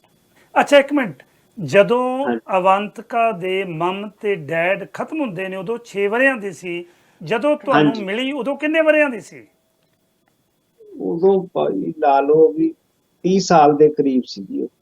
ਹਾਂਜੀ, ਕਿਉਂਕਿ ਬਾਕੀ ਦੀ ਤੁਹਾਡੀ ਜਿਹੜੀ ਲਾਈਫ ਸੀ ਸਾਰੀ ਜੇਲ੍ਹਾਂ ਦੇ ਵਿੱਚ ਤੇ ਬਾਹਰ ਇੱਧਰ ਗੁਜ਼ਰੀ। ਕੀ ਉਸ ਅਵੰਤਿਕਾ ਨੇ ਤੁਹਾਨੂੰ ਕਿਹਾ, ਕਿਉਂਕਿ ਤੁਸੀਂ ਕਦੇ ਵੀ ਮਾਫੀ ਦੀ ਗੱਲ ਨਹੀਂ, ਬਲਕਿ ਤੁਸੀਂ ਇਹ ਗੱਲ ਅਖਬਾਰਾਂ ਦੇ ਵਿੱਚ ਵੀ ਆਈ ਸੀ ਕਿ ਰਣਜੀਤ ਸਿੰਘ ਕੁੱਕੀ ਜਦੋਂ ਜੱਜ ਦੇ ਸਾਹਮਣੇ ਪੇਸ਼ ਹੁੰਦਾ ਉਹ ਕਹਿੰਦਾ ਵੀ ਮੈਨੂੰ ਸਜ਼ਾ ਨਹੀਂ, ਮੇਰੀ ਫਾਂਸੀ ਬਣਦੀ ਹੈ, ਤੁਸੀਂ ਮੈਨੂੰ ਫਾਂਸੀ ਦਿਓ। ਬਿਲਕੁਲ। ਕੀ ਉਹ ਅਵੰਤਿਕਾ ਨੇ ਕੀ ਕਿਹਾ ਫਿਰ? ਅਵੰਤਿਕਾ ਮੇਰੇ ਨਾਲ ਐਗਰੀ ਹੋਈ ਆ। ਮੈਂ ਕਿਹਾ ਸੀ ਵੀ ਸਾਡੀ ਕੋਈ ਜਾਤੀ ਦੁਸ਼ਮਣੀ ਨਹੀਂ ਹੈਗੀ, ਇਹ ਪੋਲੀਟੀਕਲ ਇਵੈਂਟਸ ਦੀ ਫਾਲ ਆਊਟ ਆ। ਤੇ ਇਹ ਉਹ ਕਹਿੰਦੀ ਸੀ ਵਾਈ ਮਾਈ ਫਾਦਰ। ਅੱਛਾ ਮੈਂ ਕਿਹਾ ਸੀ ਤੇਰਾ ਫਾਦਰ ਹੈ ਜਿਹੜਾ ਵਿੱਚ ਅਕਿਊਜ਼ਡ ਹੈਗਾ ਅਕੋਰਡਿੰਗ ਟੂ ਦਾ ਰਿਪੋਰਟ। ਜੀ ਜੀ 9 ਕਮਿਸ਼ਨਸ ਬੈਠੇ ਨੇ, ਕਦੀ ਵੀ ਲਲਿਤ ਮਾਕਨ ਨੂੰ ਬਰੀ ਨਹੀਂ ਕੀਤਾ ਗਿਆ। ਹੁਣ ਕਿਉਂਕਿ ਉਹ ਮਰ ਗਿਆ ਸੀ ਇਸ ਕਰਕੇ ਉਹਦਾ ਜ਼ਿਕਰ ਨਹੀਂ ਹੁੰਦਾ। ਅੱਛਾ ਜੀ ਹਾਂ, ਉਹਦੀ ਮਾਂ ਬਾਰੇ ਮੈਂ ਜ਼ਰੂਰ ਕਿਹਾ ਸੀ ਵੀ ਆਈ ਰਿਗਰੈਟ ਦੈਟ। ਓਕੇ, ਉਹ ਗਲਤੀ ਨਾ ਪਰ ਬਟ ਕੋਲੈਟਰਲ ਡੈਮੇਜ ਸੀਗਾ, ਸਰਕਮਸਟੈਂਸ ਇਦਾਂ ਦੇ ਬਣ ਗਏ ਸੀ ਕਿ ਉਹ ਮਾਰੀ ਗਏ। ਜੀ ਬਿਲਕੁਲ ਜੀ ਅੱਛਾ ਬਿਲਕੁਲ। ਦੇਖੋ ਜੀ ਬਿਲਕੁਲ ਕਿੱਡੀ ਦਿਆਲਤਾ ਹੈ। ਉਹ ਕਹਿੰਦੇ ਵੀ ਉਹ ਸਾਡੇ ਤੋਂ ਗਲਤੀ ਨਾ ਮਾਰੀ ਗਈ, ਉਹਦਾ ਕਸੂਰ ਕੋਈ ਨਹੀਂ ਸੀ ਕਿਉਂਕਿ ਉੱਪਰ ਡਿੱਗ ਪਏ। ਇਸੇ ਤਰ੍ਹਾਂ ਜਿਵੇਂ ਜਨਰਲ ਵੈਦਿਆ ਦੀ ਸੀ, ਉਹ ਵੀ ਬਿਲਕੁਲ ਸੇਮ ਕੇਸ ਸੀ। ਉਹ ਗਲਤੀ ਨਾਲ ਉਸ ਇਵੈਂਟ ਸਰਕਮਸਟੈਂਸਸ ਇਹੋ ਜਿਹੇ ਹੋ ਗਏ ਜੀ। ਉਸ ਤੋਂ ਬਾਅਦ ਉਸ ਲੜਕੀ ਨੇ ਤੁਹਾਨੂੰ ਬਕਾਇਦਾ ਪਲੇਜ ਦਿੱਤੀ। ਮੇਰੀ 2009 ਚ ਮੈਨੂੰ ਦੁਬਾਰਾ ਸਰੈਂਡਰ ਕਰਨਾ ਪਿਆ ਸੀਗਾ ਜੀ ਕਿਉਂਕਿ ਮੇਰੀ ਇੰਟਰਮ ਬੇਲ ਚੱਲਦੀ ਰਹੀ ਆ ਜੀ। ਕਦੀ 2 ਦਿਨ ਦੀ ਵੀ ਹੋਈ ਆ, ਕਦੀ ਮਹੀਨੇ ਦੀ ਵੀ ਹੋਈ ਆ, ਕਦੀ 15 ਦਿਨ ਦੀ ਵੀ ਹੋਈ ਆ। ਉਹ ਹਰ ਵਾਰੀ ਕੋਰਟ 'ਚ ਜਾਣਾ ਪੈਂਦਾ ਸੀ। ਜੀ ਐਕਸਟੈਂਡ ਦੈਟ, ਤੇ ਬਾਕੀ ਉਹ ਕੇਸ ਚੱਲ ਰਿਹਾ ਸੀ ਹਾਈ ਕੋਰਟ 'ਚ। ਉਸ ਤੋਂ ਬਾਅਦ 2009 'ਚ ਮੈਨੂੰ ਦੁਬਾਰਾ ਸਰੈਂਡਰ ਕਰਨਾ ਪਿਆ। ਫਿਰ ਵੀ ਇਹਨੇ ਅਵੰਤਿਕਾ ਮਾਕਨ ਨੇ ਜਦੋਂ ਮੈਨੂੰ ਹਾਈ ਕੋਰਟ ਨੇ ਦੁਬਾਰਾ ਗਿਲਟੀ ਕਰਤਾ, ਲਾਈਫ ਸੈਂਟੈਂਸ ਦੇਤੀ, ਉਦੋਂ ਵੀ ਅਵੰਤਿਕਾ ਮਾਕਨ ਨੇ ਮੈਨੂੰ ਰਾਤ ਨੂੰ 12 ਵਜੇ ਫੋਨ ਕੀਤਾ ਸੀ ਵੀ ਹਜੇ ਵੀ ਮੈਂ ਤੇਰੇ ਨਾਲ ਖੜੀ। ਵਾਹ ਜੀ ਕੀ ਵਾਹ, ਬਾਤ ਹੈ। ਵਾਹ। ਤੇ ਫਿਰ ਉਹ ਪਾਪਾ ਜੀ ਹੁਣਾਂ ਨਾਲ ਜਾ ਕੇ ਚੀਫ ਮਿਨਿਸਟਰ ਨੂੰ ਮਿਲਦੀ ਵੀ ਰਹੀ ਆ। ਉਹਨੇ ਪਲੀਡ ਵੀ ਕੀਤਾ ਵੀ ਇਹਦੀ ਰਿਲੀਜ਼ ਕੀਤੀ ਜਾਵੇ। ਫਿਰ ਅਲਟੀਮੇਟਲੀ ਮੈਂ 2009 ਦੇ ਵਿੱਚ ਮੇਰੀ ਸੈਂਟੈਂਸ ਕਮਿਊਟ ਕੀਤੀ ਸੀ, ਕੋਈ ਮਾਫੀ ਨਹੀਂ ਸੀ। ਕਮਿਊਟ ਕੀਤੀ ਹੈ, ਮਾਫੀ ਨਹੀਂ ਲਈ। ਕਮਿਊਟ ਕੀਤੀ ਸੀ, ਕੱਟੀ ਤੇ ਮੈਨੂੰ ਛੱਡਿਆ ਸੀ। ਮੇਰੇ ਕੋਲ ਹਜੇ ਵੀ ਕਾਗਜ਼ ਮੌਜੂਦ ਨੇ। ਬਿਲਕੁਲ ਜੀ, ਮੈਨੂੰ ਪਤਾ ਹੈ, ਉਹ ਮੈਂ ਦੇਖੇ ਹੋਇਆ ਪਹਿਲਾਂ। ਹਾਂਜੀ ਬਿਲਕੁਲ। ਅੱਛਾ, ਆਹ ਸੀਗਾ। ਬਾਕੀ ਓਕੇ, ਤੁਸੀਂ ਦੱਸੋ। ਬਹੁਤ ਧੰਨਵਾਦ, ਤੁਸੀਂ ਇਹਨੂੰ ਕਰੈਕਟ ਥੈਂਕ ਯੂ, ਕੀਤਾ। ਬਹੁਤ ਵਧੀਆ ਜੀ। ਕਦੇ ਪਛਤਾਵਾ ਹੋਇਆ ਹੈ ਕਿ ਜ਼ਿੰਦਗੀ ਦੇ ਵਿੱਚ ਉਹ ਕਦੇ ਗਲਤੀ ਹੋ ਗਈ? ਅੱਜ ਮੈਂ ਪਤਾ ਨਹੀਂ ਕਿੱਡਾ ਕੁ ਵੱਡਾ ਅਫਸਰ ਹੋਣਾ ਸੀ, ਅੱਜ ਰਣਜੀਤ ਸਿੰਘ ਗਿੱਲ ਕਿੱਥੇ ਖੜਾ, ਕੀ ਮਹਿਸੂਸ ਕਰ ਰਹੇ ਆ? ਆਈ ਨੈਵਰ ਫੈਲਟ, ਮੈਂ ਕਦੀ ਵੀ, ਮੈਨੂੰ ਰਿਗਰੈਟਸ ਨਹੀਂ ਹੋਈਆਂ, ਨਾ ਕੋਈ ਕਿਸੇ ਤਰ੍ਹਾਂ ਦਾ ਪਛਤਾਵਾ ਹੈਗਾ। ਆਈ ਡਿਡ ਕਿ ਜਿਹੜਾ ਉਸ ਸਮੇਂ ਦੀ ਆਵਾਜ਼ ਸੀ, ਉਸ ਆਵਾਜ਼ ਤੋਂ ਪੀਂਗੇ ਸਿੱਖ। ਘਰੇ ਵੀ ਸਿੱਖਾਂ ਦੇ ਪੈਦਾ ਹੋਏ ਹੈਗੇ ਆ। ਗੁਰੂ ਮਹਾਰਾਜ ਦਾ ਪ੍ਰਕਾਸ਼ ਸੀਗਾ, ਸਦਾ ਸਿੱਖੀ ਦੀ ਗੱਲ ਚੱਲਦੀ ਸੀਗੀ, ਪਰ ਕਦੀ ਪੋਲੀਟੀਕਲ ਨਹੀਂ ਸੀ ਕੋਈ ਘਰੇ ਡਿਸਕਸ ਹੋਇਆ। ਪਰ 84 ਦੀਆਂ ਇਵੈਂਟਸ ਨੇ ਬੀਇੰਗ ਏ ਯੰਗ ਮਾਈਂਡ ਇਹ ਪ੍ਰਭਾਵ ਪਾਇਆ ਸੀ ਵੀ ਕੁਛ ਨਾ ਕੁਛ ਕਰਨਾ ਚਾਹੀਦਾ। ਸੋ ਜੋ ਵੀ ਸਾਡੇ ਕੋਲੋਂ ਸਰਦਾ ਸੀ, ਜੋ ਸਾਨੂੰ ਠੀਕ ਲੱਗਿਆ, ਅਸੀਂ ਕੀਤਾ। ਪਰ ਜਿੰਨੀਆਂ ਵੀ ਹਿੱਟਸ ਹੋਈਆਂ ਨੇ, ਇਹ ਮੋਰਲ ਹਿੱਟਸ ਸੀਗੀਆਂ। ਤੇ ਇਸੇ ਕਰਕੇ ਸੀ ਵੀ ਉਦੋਂ ਜਿਹੜੀ ਮਤਲਬ ਕਿ ਇਹ ਨੈਤਿਕ ਕਤਲ ਸੀਗੇ, ਮੋਰਲ ਰਿਸਪੌਂਸਿਬਿਲਟੀ ਦੇ। ਉਦੋਂ ਕਿਉਂਕਿ ਮੋਰਲ ਬਹੁਤ ਜ਼ਿਆਦਾ ਸਿੱਖਾਂ ਦਾ ਡਿੱਗ ਗਿਆ ਸੀ ਤੇ ਐਂ ਲੱਗਦਾ ਸੀ ਸਾਡਾ ਕੋਈ ਹੈ ਨਹੀਂ ਜੀ। ਬਿਲਕੁਲ। ਤਾਂ ਇਹ ਹਿੱਟਸ ਕੀਤੀਆਂ ਸੀਗੀਆਂ, ਦੰਗਿਆਂ ਦੀ ਕਹਿ ਲਓ, ਜਾਂ ਮਤਲਬ ਕਿ ਆਪਣੀ ਕਤਲੇਆਮ ਦਾ ਕਹਿ ਲਓ, ਜਾਂ ਕੁਛ ਕਹਿ ਲਓ, ਇਹ ਤਾਂ ਸੀਗਾ ਹੀ ਸੀਗਾ। ਪਰ ਉਹਦਾ ਕੋਈ ਨਾ ਕੋਈ ਜਵਾਬ ਤਾਂ ਦੇਣਾ ਹੀ ਪੈਂਦਾ ਸੀ। ਜਿਹੜੇ ਪੰਥ ਦੀ ਖਾਤਰ, ਜਿਹੜੀ ਕੌਮ ਦੀ ਖਾਤਰ ਤੁਸੀਂ ਆਪਣੀਆਂ ਜ਼ਿੰਦਗੀਆਂ ਦਾਅ ਦੇ ਉੱਤੇ ਲਾਈਆਂ, ਤੁਹਾਨੂੰ ਦਰਦ ਸੀ, ਕੌਮ ਨੇ, ਪੰਥ ਨੇ ਕਦੇ ਸੋਚਿਆ ਕਿ ਰਣਜੀਤ ਸਿੰਘ ਗਿੱਲ ਦੀ ਜਾਂ ਤੁਹਾਡੇ ਨਾਲ ਦਾ ਜਿਹੜਾ ਉਸ ਵੇਲੇ ਐਲੀਟ ਗਰੁੱਪ ਸੀ, ਕਦੇ ਬਾਂਹ ਫੜੀ, ਪੁੱਛਿਆ ਕਿ ਆ ਜਾਓ, ਆਹ ਸਾਡੀ ਪੰਥਕ ਸਰਕਾਰ ਹੈ, ਪੰਥਕ ਸਰਕਾਰ ਦੇ ਵਿੱਚ ਤੁਹਾਨੂੰ ਸਭ ਤੋਂ ਵੱਡੀ ਆਹ ਪੋਸਟ ਦਿੰਦੇ ਆ ਕਿ ਉਹ ਪੰਥ ਲਈ ਤੁਸੀਂ ਕੁਰਬਾਨੀ ਕੀਤੀ ਹੈ? ਕਦੇ ਬਾਂਹ ਫੜੀ ਜਾਂ ਪੁੱਛਿਆ? ਕਦੀ ਇਦਾਂ ਦੀ ਨਾ ਤਾਂ ਮੈਂ ਮੰਗ ਕੀਤੀ ਹੈ ਜੀ, ਨਾ ਕਦੀ ਕਿਸੇ ਨੇ ਸਾਡੇ ਤੱਕ ਪਹੁੰਚ ਕੀਤੀ ਹੈ। ਇਸ ਕਰਕੇ ਨਾ ਤਾਂ ਮੈਨੂੰ ਇਹ ਕੋਈ ਪਛਤਾਵਾ ਹੀ ਹੈਗਾ, ਨਾ ਮੈਂ ਕਿਸੇ ਲਈ ਕੁਝ ਕੀਤਾ ਹੈਗਾ। ਮੈਂ ਜੋ ਵਕਤ ਦੀ ਆਵਾਜ਼ ਸੀਗੀ ਉਹਨੂੰ ਪਛਾਣ ਕੇ ਆਪਣੇ ਕਦਮ ਇੱਧਰ ਨੂੰ ਤੋਰੇ ਨੇ। ਇਸ ਕਰਕੇ ਮੈਨੂੰ ਕੋਈ ਇਸ ਤਰ੍ਹਾਂ ਦਾ ਕਦੀ ਨਾ ਮੈਂ ਮਨ 'ਚ ਕਦੀ ਰੱਖਿਆ ਹੀ ਹੈ। ਓਕੇ। ਅੱਜ ਕੱਲ ਰਣਜੀਤ ਸਿੰਘ ਗਿੱਲ ਦੇ ਆਰਟੀਕਲਾਂ ਨੂੰ ਦੁਨੀਆ ਪੜ੍ਹ ਰਹੀ ਹੈ, ਵੱਡੀਆਂ ਵੱਡੀਆਂ ਅਖਬਾਰਾਂ ਦੇ ਵਿੱਚ। ਤੁਹਾਡੀ ਵੈਬਸਾਈਟ ਨੌਜਵਾਨੀ.com ਦੇ ਵਿੱਚੋਂ ਆਰਟੀਕਲ ਜਿਹੜੇ ਪੜ੍ਹਨ ਨੂੰ ਮਿਲਦੇ ਨੇ, ਉੱਥੋਂ ਬੜੀ ਨੌਜਵਾਨੀ ਨੂੰ ਸੇਧ ਮਿਲਦੀ ਹੈ। ਉਹ ਆਰਟੀਕਲ ਲਿਖਣ ਦਾ ਮਨ ਕਿਵੇਂ ਬਣਿਆ ਕਿ ਚਲੋ ਜੇ ਹੋਰ ਨਹੀਂ ਤੇ ਘੱਟੋ ਘੱਟ ਨੈਕਸਟ ਜਨਰੇਸ਼ਨ ਹੈ ਉਹਨੂੰ ਇਧਰਲੇ ਪਾਸੇ ਆਪਾਂ ਤੋਰੀਏ? ਆਰਟੀਕਲ ਕਦੋਂ ਤੋਂ ਲਿਖਣੇ ਸ਼ੁਰੂ ਕੀਤੇ? ਕਦੇ ਮਨ ਬਣਾਇਆ ਕਿ ਮੈਂ ਕਦੇ ਕਿਤਾਬ ਵੀ ਕੋਈ ਲਿਖਾਂ ਇਸ ਤਰ੍ਹਾਂ ਦੀ? ਆਰਟੀਕਲ ਸਰ, ਮੈਂ ਜਦੋਂ ਜੇਲ੍ਹ 'ਚ ਸੀਗਾ ਨਿਊਯਾਰਕ, ਉਦੋਂ ਵੀ ਮੈਂ ਆਰਟੀਕਲਸ ਲਿਖੇ ਨੇ। ਆਰਟੀਕਲਸ ਉਦੋਂ ਕਿਉਂਕਿ ਸਿੱਖ ਸੰਘਰਸ਼ ਚੱਲ ਰਿਹਾ ਸੀਗਾ, ਉਸ ਬਾਰੇ ਲਿਖੇ ਨੇ। ਉਦੋਂ ਉਹ ਵਰਲਡ ਸਿੱਖ ਨਿਊਜ਼ ਦੇ ਵਿੱਚ ਛਪਦੇ ਸੀ। ਵਰਲਡ ਸਿੱਖ, ਹਾਂ, ਨਿਊਜ਼ਪੇਪਰ ਸੀਗਾ ਜਿਹੜਾ ਸਿੱਖਾਂ ਦਾ। ਉਹ ਸਟਾਕਟਨ ਤੋਂ ਚੱਲਦਾ ਸੀਗਾ। ਡਾਕਟਰ ਗੁਰਿੰਦਰ ਸਿੰਘ ਗਰੇਵਾਲ ਉਹਦੇ ਸੰਚਾਲਕ ਸੀਗੇ ਜੀ। ਬਿਲਕੁਲ। ਉਹਦੇ ਲਈ ਲਿਖਦੇ ਸੀਗਾ। ਫਿਰ ਜਦੋਂ ਬਾਅਦ ਤਾਂ ਤਿਉਹਾਰ ਆ ਗਏ, ਇੱਥੇ ਤਾਂ ਕੋਈ ਏਦਾਂ ਦਾ ਹੈ ਨਹੀਂ ਸੀਗਾ। ਫਿਰ ਜਦੋਂ ਮੈਂ ਬਾਹਰ ਆ ਕੇ ਥੋੜਾ ਜਿਹਾ ਸੈਟਲ ਹੋਇਆ ਹੈਗਾ 2009 ਤੋਂ ਬਾਅਦ, ਜੀ ਉਦੋਂ ਮੈਨੂੰ ਨੌਜਵਾਨੀ.com ਵਾਲਿਆਂ ਨੇ, ਇਹ ਡਾਕਟਰ ਪ੍ਰਗਟ ਸਿੰਘ ਹੁਣੀ ਹੈਗੇ ਆ, ਹੋਰ ਮਿਸਟਰ ਮੰਡੇਰ ਨੇ, ਸਰ ਮੰਡੇਰ, ਜੀ ਉਹਨਾਂ ਨੇ ਅਪਰੋਚ ਕੀਤਾ ਤੇ ਇਸ ਕਰਕੇ ਉਸ ਤੋਂ ਬਾਅਦ ਮੈਂ ਉਹਨਾਂ ਨਾਲ ਜੁੜਿਆ ਹੋਇਆ ਤੇ ਉਹਨਾਂ ਦੇ ਲਈ ਹੀ ਮੈਂ ਆਰਟੀਕਲ ਲਿਖਿਆ। ਅੱਛਾ ਜੀ ਕਿਤਾਬ ਦੀ ਗੱਲਬਾਤ ਤੁਸੀਂ ਕਰ ਰਹੇ ਸੀ, ਕਿਤਾਬ ਕਦੇ ਲਿਖਣ ਦਾ ਮਨ ਨਹੀਂ ਬਣਾਇਆ ਕਿ ਮੈਂ ਕਿਤਾਬ ਵੀ ਕਦੇ ਲਿਖਾਂ? ਕਿਉਂਕਿ ਜਿਹੜੇ ਹਾਲਾਤ ਸਾਡੇ ਅੱਜ ਪੰਜਾਬ ਦੇ ਕਿਸਾਨੀ ਦੇ ਬਣੇ ਹੋਏ ਨੇ, ਪੰਜਾਬ ਦੇ ਹਾਲਾਤ, ਜਿਹੜੀ ਮੂਵਮੈਂਟ ਅੱਜ ਕੱਲ੍ਹ ਚੱਲ ਰਹੀਆਂ ਨੇ, ਕਿਉਂਕਿ ਜੋ ਕੁਛ ਸਿੱਖ ਇਤਿਹਾਸ ਨੂੰ ਤੇ ਪੰਜਾਬ ਦੇ ਇਤਿਹਾਸ ਨੂੰ ਸਾਡੇ ਉੱਥੇ ਜੇ ਐਜੂਕੇਸ਼ਨ ਸਿਸਟਮ ਨੇ ਵਿਗਾੜ ਦਿੱਤਾ ਹੈ, ਕਿਉਂਕਿ ਸਾਡੀਆਂ ਨੈਕਸਟ ਜਨਰੇਸ਼ਨ ਨੇ ਜਿਹੜੀਆਂ, ਸ਼੍ਰੋਮਣੀ ਗੁਰਦੁਆਰਾ ਪ੍ਰਬੰਧਕ ਕਮੇਟੀ ਨੇ ਇਤਿਹਾਸ ਨੂੰ ਬੜਾ ਵਿਗਾੜਿਆ। ਤੁਹਾਡੇ ਵਰਗੇ ਨੌਜਵਾਨਾਂ ਤੋਂ ਉਮੀਦ ਹੈ ਕਿ ਜੋ ਕੁਝ ਤੁਸੀਂ ਲਿਖੋਗੇ, ਇੱਕ ਇੱਕ ਅੱਖਰ ਤੁਹਾਡਾ ਲਿਖਿਆ ਹੋਇਆ ਇਤਿਹਾਸ ਬਣੇਗਾ, ਕਿਉਂਕਿ ਤੁਹਾਡੇ ਪ੍ਰੈਕਟੀਕਲ ਤਜਰਬੇ ਨੇ। ਕੋਈ ਇਹੋ ਜਿਹਾ ਮੂਡ ਨਹੀਂ ਬਣਾਇਆ ਕਦੇ ਕਿਤਾਬ ਲਿਖਣ ਦਾ? ਮੈਂ ਹੁਣ ਪਹਿਲੀ ਕਿਤਾਬ ਲਿਖੀ ਹੈ, ਕਿਸਾਨ ਕਰੇ। ਅੱਛਾ ਉਹ ਜੀ। ਮੈਂ ਫਾਰਮਰਸ ਕ੍ਰਾਈਸਿਸ ਤੇ ਲਿਖੀ ਹੈਗੀ ਆ। ਹਾਂਜੀ ਇਹ ਅਕਤੂਬਰ ਨੂੰ ਰਿਲੀਜ਼ ਹੋਣੀ ਹੈਗੀ ਆ, ਜੀ ਗੱਦੀ ਬਾਬਿਆਂ ਦੀ ਐਨੀਵਰਸਰੀ ਤੇ। ਜੀ ਜੀ ਤੇ ਇਹ ਜਿਹੜੀ ਤੁਹਾਡੀ ਕਿਤਾਬ ਤੁਸੀਂ ਲਿਖੀ ਹੈਗੀ ਆ, ਇਹੋ ਤੁਸੀਂ ਦੱਸਿਆ ਕਿ ਅਕਤੂਬਰ 30 ਨੂੰ ਰਿਲੀਜ਼ ਹੋਣੀ ਹੈਗੀ ਆ।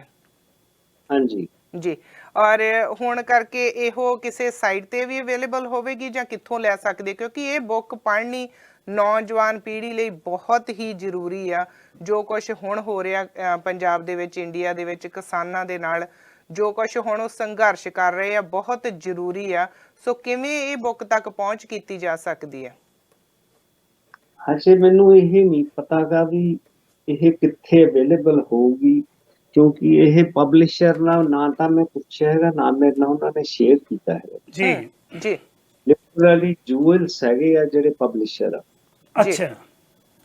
ਹਾਂਜੀ ਤੇ ਲਿਟਰਲੀ ਇਹ ਮੇਰੇ ਖਿਆਲ ਜਲਦੀ ਤੁਸੀਂ ਜਿਵੇਂ ਜ਼ਿਕਰ ਕੀਤਾ ਕਿ ਇਹਨੂੰ ਜਦੋਂ ਹੀ ਪਬਲਿਸ਼ ਹੁੰਦੀ ਹੈ ਤੇ ਉਸ ਬਾਰੇ ਜੋ ਕਿਸਾਨ ਕਰੇ, ਕਿਉਂ ਕਿਸਾਨਾਂ ਦੇ ਜਿਹੜੇ ਹਾਲਾਤ ਬਣੇ ਹੋਏ ਨੇ, ਉਹ ਕਈ ਵਾਰੀ ਸਾਡੇ ਤੋਂ ਇੱਥੇ ਬੈਠੇ ਦੇਖ ਕੇ ਨਾ ਬੜਾ ਸਾਨੂੰ ਦੁੱਖ ਹੁੰਦਾ, ਬੜਾ ਮਹਿਸੂਸ ਹੁੰਦਾ। ਭਾਵੇਂ 7 ਸਮੁੰਦਰੋਂ ਪਾਰ ਆ ਕੇ ਤੁਸੀਂ ਤਾਂ ਸਾਰਾ ਬਾਹਰ ਦੇਖ ਕੇ ਗਏ ਸਿਸਟਮ ਕਿਹੋ ਜਿਹਾ, ਭਾਵੇਂ ਜਿੰਨਾ ਸਮਾਂ ਤੁਸੀਂ ਕੱਟਿਆ ਜ਼ਿਆਦਾਤਰ ਨਿਊਯਾਰਕ ਦੀ ਜੇਲ੍ਹ ਦੇ ਵਿੱਚ ਹੀ, ਉਸ ਭੀੜ ਭੜੱਕੇ ਵਾਲੀ ਜੇਲ੍ਹ ਦੇ ਵਿੱਚ ਕੱਟਿਆ, ਪਰ ਤੁਹਾਨੂੰ ਪਤਾ ਹੈ ਕਿ ਇੱਥੇ ਦੇ ਸਿਸਟਮ ਤੇ ਉੱਥੇ ਦੇ ਸਿਸਟਮ ਦੇ ਵਿੱਚ ਬੜਾ ਵੱਡਾ ਅੰਤਰ ਹੈ। ਸਾਨੂੰ ਬੜਾ ਦੁੱਖ ਹੁੰਦਾ ਹੈ। ਤੇ ਇਹਦੇ ਵਿੱਚ ਬਹੁਤ ਵਧੀਆ ਕੀਤਾ ਹੈ ਕਿ ਇੱਕ ਸਾਡੀ ਕਮਿਊਨਿਟੀ ਨੂੰ, ਕੌਮ ਨੂੰ ਇੱਕ ਬੜਾ ਵਧੀਆ ਡਾਕੂਮੈਂਟ ਤੁਸੀਂ ਜਿਹੜਾ ਲਿਖਿਆ, ਮੇਰਾ ਖਿਆਲ ਹੈ ਉਹਦੇ ਉੱਤੇ ਹਰੇਕ ਨੂੰ ਜਦੋਂ ਵੀ ਇਹ ਕਿਤਾਬ ਆਉਂਦੀ ਹੈ ਉਹਦੇ ਉੱਤੇ ਮੈਂ ਤੁਹਾਡੇ ਨਾਲ ਜ਼ਰੂਰ ਗੱਲਬਾਤ ਕਰਾਂਗਾ ਤੇ ਆਪਾਂ ਉਸ ਦੇ ਉੱਤੇ ਹੋਰ ਵਿਸਤਾਰ ਦੇ ਵਿੱਚ ਗੱਲਬਾਤ ਕਰਾਂਗੇ ਜੀ। ਜੀ ਹਾਂਜੀ ਸ਼ੋਰ ਸਰ। ਜੀ ਰਣਜੀਤ ਸਿੰਘ ਜੀ, ਇੱਕ ਗੱਲ ਆ, ਜਿਵੇਂ ਅਸੀਂ ਮੀਡੀਆ ਦੀ ਗੱਲ ਕਰਦੇ ਹਾਂ, ਅਕਸਰ ਦੇਖਿਆ ਜਾਵੇ ਅਸੀਂ ਜਿਨ੍ਹਾਂ ਮੁਲਕਾਂ 'ਚ ਰਹਿੰਦੇ ਹਾਂ, ਇਹਨਾਂ ਮੁਲਕਾਂ ਦੇ ਵਿੱਚ ਮੀਡੀਆ ਜੋ ਵੀ ਦੇਖਦਾ ਉਸ ਗੱਲ ਨੂੰ ਲੋਕਾਂ ਦੇ ਸਾਹਮਣੇ ਰੱਖ ਦਿੰਦਾ, ਕਿਸੇ ਦਾ ਪੱਖਪਾਤ ਨਹੀਂ ਕੀਤਾ ਜਾਂਦਾ। ਪਰ ਇਹ ਭਾਰਤ ਦਾ ਮੀਡੀਆ ਸੱਚ ਬੋਲਣ ਤੋਂ ਕਿਉਂ ਡਰਦਾ ਰਹਿੰਦਾ? ਹੁੰਦਾ ਕੁਛ ਹੋ ਰਿਹਾ ਤੇ ਦਿਖਾਇਆ ਕੁਛ ਹੋਰ ਜਾਂਦਾ। ਇਹਦੇ ਬਾਰੇ ਕਦੇ ਤੁਸੀਂ ਕੁਛ ਲਿਖਿਆ, ਕੁਛ ਇਹੋ ਜਿਹਾ ਨੌਜਵਾਨਾਂ ਨੂੰ ਤੁਸੀਂ ਇਸ ਸੱਚ ਬਾਰੇ ਕਦੇ ਲਿਖਣ ਦੀ ਕੋਸ਼ਿਸ਼ ਕੀਤੀ? ਹਾਂਜੀ, ਮੈਂ ਹੁਣੇ ਰੀਸੈਂਟਲੀ ਆਰਟੀਕਲ ਲਿਖਿਆ ਸੀਗਾ ਕਿ ਜਿਹੜਾ ਭਾਰਤ ਦਾ ਮੀਡੀਆ ਹੈਗਾ ਉਹਦਾ ਮੋਦੀਕਰਨ ਹੋ ਚੁੱਕਿਆ।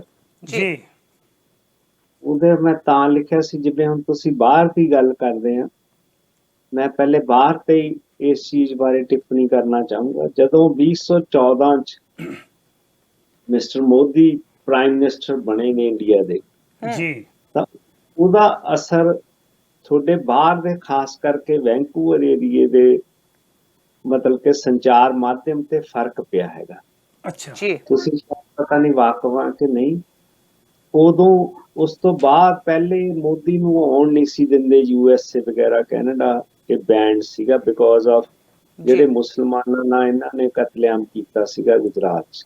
ਜੀ ਉਸ ਤੋਂ ਬਾਅਦ ਜਦੋਂ ਇਹ ਪਹਿਲੀ ਵਾਰੀ ਅਮਰੀਕਾ ਆਇਆ, ਇਹਦੇ ਲਈ ਵੀਜ਼ਾ ਦਿੱਤਾ, ਇਹਨੂੰ ਖੋਲ੍ਹਤੇ ਦਰਵਾਜ਼ੇ ਆਫਟਰ ਬਿਕਮਿੰਗ ਪ੍ਰਾਈਮ ਮਿਨਿਸਟਰ, ਤਾਂ ਉਹਦਾ ਅਸਰ ਰਾਈਟ ਵੇ ਜਿਹੜਾ ਇੱਥੇ ਆਪਣਾ ਸਾਊਥ ਏਸ਼ੀਅਨ ਮੀਡੀਆ ਸੀਗਾ ਉਹਦੇ ਤੇ ਅਸਰ ਪਿਆ ਹੈਗਾ। ਪਹਿਲੇ ਤਾਂ ਮੈਂ ਸਿਰਫ 3 ਐਗਜ਼ਾਮਪਲ ਹੀ ਦੇਵਾਂਗਾ। ਜੀ ਰੇਡੀਓ ਇੰਡੀਆ ਦਾ ਇੱਕ ਪੱਤਰਕਾਰ ਸੀਗਾ, ਜਦੋਂ ਮੋਦੀ ਨੇ ਆਉਣਾ ਸੀਗਾ ਪਹਿਲਾ ਵਿਜ਼ਿਟ ਤੇ, ਜੀ ਉਹਨੇ ਉਸ ਤੋਂ ਪਹਿਲੇ ਸਿਕਸ ਫॉर ਜਸਟਿਸ ਨਾਲ ਇੰਟਰਵਿਊ ਕੀਤੀ ਸੀ ਸੰਚਾਲਕ ਨਾਲ ਉਹਨਾਂ ਨੇ। ਜੀ ਜੀ ਉਸ ਨੂੰ ਦੇਖ ਕੇ, ਕਿਉਂਕਿ ਐਮਬੈਸੀਆਂ ਦਾ ਗਵਰਨਮੈਂਟ ਦਾ ਦਬਾਅ ਮੀਡੀਆ ਨੇ ਮੰਨ ਲਿਆ, ਉਹਨੂੰ ਜਿਹੜਾ ਉਹਨਾਂ ਦਾ ਮਾਲਕ ਸੀਗਾ, ਉਹਨੇ ਪੱਤਰਕਾਰ ਨੂੰ ਅਰਜ਼ਿਆ ਕਿ ਤੂੰ ਇਦਾਂ ਦਾ ਕੰਮ ਨਹੀਂ ਕਰਨਾ, ਹੂੰ ਜੇ ਕਰੇਗਾ ਤਾਂ ਤੇਰੀ ਡਿਊਟੀ ਚੇਂਜ ਕਰ ਦਾਂਗੇ। ਅੱਛਾ ਜੀ ਪੱਤਰਕਾਰ ਨੇ ਉਹਦੀ ਗੱਲ ਆਪਣੇ ਮਾਲਕ ਦੀ ਮੰਨਣ ਦੀ ਬਜਾਏ ਹੀ ਰਿਜ਼ਾਈਨਡ, ਰੇਡੀਓ ਇੰਡੀਆ। ਜੀ ਸੈਕੰਡ ਸੀ ਤੇਜਿੰਦਰ ਕੌਰ ਲੇਡੀ, ਉਹ ਸ਼ੇਰੇ ਪੰਜਾਬ ਲਈ ਕੰਮ ਕਰਦੀ ਸੀ। ਹੂੰ ਜੀ ਉਹਦੇ ਵੀ ਸਿਮਿਲਰ ਸਰਕਮਸਟੈਂਸਸ ਦੇ ਵਿੱਚ ਉਹਨੂੰ ਵੀ ਆਪਣੀ ਪੋਸਟ ਤੋਂ ਰਿਜ਼ਾਈਨ ਕਰਨਾ ਪਿਆ ਸੀ। ਜੀ ਜੀ ਬਿਲਕੁਲ ਐਂਡ ਸ਼ਿਵਿੰਦਰ ਸਿੰਘ ਸੀਗਾ, ਉਹ ਰੈਡ ਐਫਐਮ ਲਈ ਇੰਡੀਆ ਚੋਂ ਖਬਰਾਂ ਦਿੰਦਾ ਸੀ। ਹੂੰ ਉਹਨੂੰ ਵੀ ਬਹੁਤ ਬੁਰੀ ਤਰ੍ਹਾਂ ਵਰਜਿਆ ਗਿਆ ਵੀ ਤੂੰ ਆਪਣੀ ਜਿਹੜੀ ਫੀਡ ਦੇ ਰਿਹਾ ਸਾਨੂੰ, ਇਹਦੇ ਵਿੱਚ ਕਿਸੇ ਤਰ੍ਹਾਂ ਦਾ ਵੀ ਤੂੰ ਮੋਦੀ ਦੇ ਖਿਲਾਫ ਹੂੰ ਨਹੀਂ ਬੋਲਣਾ, ਗਵਰਨਮੈਂਟ ਦੇ ਖਿਲਾਫ ਬੋਲ। ਹੂੰ ਉਹਨੇ ਵੀ ਬੋਲਣ ਦੀ ਬਜਾਏ ਹੀ ਲੈਫਟ ਦਾ ਜੌਬ। ਉਹ ਕੇਸ ਵੀ ਚੱਲਿਆ ਸੀਗਾ ਹੂੰ ਸੀਸੀਟੀਵੀ ਕੇ ਕੁਛ ਤੁਹਾਡੀ ਏਦਾਂ ਦੀ ਜੀ ਇੰਡੀਆ ਬਿਲਕੁਲ ਟ੍ਰਿਬਿਊਨ, ਉੱਥੇ ਕੇਸ ਵੀ ਚੱਲਿਆ ਸੀ। ਹੂੰ ਉਸ ਤੋਂ ਬਾਅਦ ਪੀਟੀਸੀ ਨਿਊਜ਼ ਨੇ ਇਹਨਾਂ ਦੀ 84 ਦੀ ਜਦੋਂ ਹੁੰਦੀ ਹੈ ਰੈਲੀ ਵਗੈਰਾ, ਉਹਦੇ ਡਾਊਨਟਾਊਨ ਚ ਜਦ ਸਾਰੇ ਬੋਲੇ ਹੂੰ ਤਾਂ ਉਹਨਾਂ ਨੇ ਬੀਜੇਪੀ ਦੇ ਰੋਲ ਬਾਰੇ ਵੀ ਆਪਣੀਆਂ ਟਿੱਪਣੀਆਂ ਕੀਤੀਆਂ, ਤੇ ਕਾਂਗਰਸ ਬਾਰੇ ਤਾਂ ਕਰਨੀਆਂ ਹੀ ਸੀਗੀਆਂ। ਹੂੰ ਜੀ ਪੀਟੀਸੀ ਨਿਊਜ਼ ਨੇ ਜਿਹੜੀਆਂ ਤਾਂ ਬੀਜੇਪੀ ਲੀਡਰਸ ਦੇ ਉਲਟ ਟਿੱਪਣੀਆਂ ਸੀਗੀਆਂ, ਉਹ ਬਿਲਕੁਲ ਵਾਸ਼ ਆਊਟ ਕਰਤੀਆਂ। ਸਿਰਫ ਜਿਹੜਾ ਸੀਗਾ ਕਾਂਗਰਸ ਦੇ ਖਿਲਾਫ ਜਿਹੜਾ ਪ੍ਰਚਾਰ ਸੀ, ਉਹੀ ਦਿਖਾਇਆ ਗਿਆ। ਅੱਛਾ ਉਸ ਨਾਲ ਇਹ ਸੀ ਕਿ ਜਿਹੜਾ ਸਾਊਥ ਏਸ਼ੀਅਨ ਮੀਡੀਆ ਸੀਗਾ, ਉਹਨਾਂ ਦੇ ਜਿਹੜੇ ਪੱਤਰਕਾਰ ਵਗੈਰਾ ਸੀ, ਜੀ ਉਹਨਾਂ ਨੂੰ ਵੀਜ਼ੇ ਦੇਣ ਤੋਂ ਵੀ ਸੰਕੋਚ ਕੀਤਾ ਗਿਆ। ਜੀ ਬਿਲਕੁਲ ਕਈਆਂ ਨੂੰ ਜਿਹੜਾ ਫੋਰਨ ਮੀਡੀਆ ਸੀ, ਉਹ ਇੰਡੀਆ ਗਿਆ ਨੂੰ ਵਾਪਸ ਮੋੜ ਦਿੱਤਾ ਗਿਆ। ਜੀ ਹੂੰ ਤਾਂ ਸੀਗਾ ਤੁਹਾਡੇ ਇੱਥੇ ਜਿਹੜਾ ਸਮਾਜ ਦਾ। ਹੂੰ ਬਾਕੀ ਜਦੋਂ ਮਿਸਟਰ ਮੋਦੀ ਪ੍ਰਾਈਮ ਮਿਨਿਸਟਰ ਬਣੇ ਆ, ਤਾਂ ਇਹਨਾਂ ਨੇ ਪਹਿਲੀ ਜਿਹੜੀ ਸਪੀਚ ਦਿੱਤੀ ਸੀ ਤਾਂ ਹੀ ਵੈਲਕਮ, ਕਿ ਜੋ ਵੀ ਮੇਰੀ ਆਲੋਚਨਾ ਜਾਂ ਕ੍ਰਿਟਿਸਿਜ਼ਮ ਕਰੇਗਾ, ਹੂੰ ਮੈਂ ਉਹਨੂੰ ਵੈਲਕਮ ਕਰਦਾ। ਇਹ ਸਾਡੀ ਡੈਮੋਕ੍ਰੇਸੀ ਨੂੰ ਮਜ਼ਬੂਤ ਕਰੂ ਤੇ ਇੰਡੀਆ ਲਈ ਇਹ ਫਾਰਵਰਡ ਸਟੈਪ ਹੋਊਗਾ। ਜੀ ਹੂੰ ਇਸ ਦਾ ਤੁਸੀਂ ਅੰਦਾਜ਼ਾ, ਜਿਹੜੀ ਹੁਣ ਆਈ ਹੈਗੀ ਹੈ ਨਵੀਂ ਵਰਲਡ ਪ੍ਰੈਸ ਫਰੀडम ਦੀ ਰਿਪੋਰਟ 2020 ਦੇ ਵਿੱਚ, 3 ਮਾਰਚ ਨੂੰ ਰਿਲੀਜ਼ ਹੋਈ ਸੀ। ਹੂੰ ਵਿੱਚ ਇੰਡੀਆ ਦੀ ਜਿਹੜੀ ਰੈਂਕਿੰਗ ਆ, ਉਹ 142 ਹੈਗੀ ਆ ਆਊਟ ਆਫ 180। ਜੀ ਜੀ ਬਿਲਕੁਲ ਜਿਹੜਾ ਅਫਗਾਨਿਸਤਾਨ ਦਾ ਹੀ ਪ੍ਰੈਸ ਹੈਗੀ ਆ, ਉਹ ਇੰਡੀਆ ਦੀ ਪ੍ਰੈਸ ਨਾਲੋਂ ਜ਼ਿਆਦਾ ਆਜ਼ਾਦ ਆ।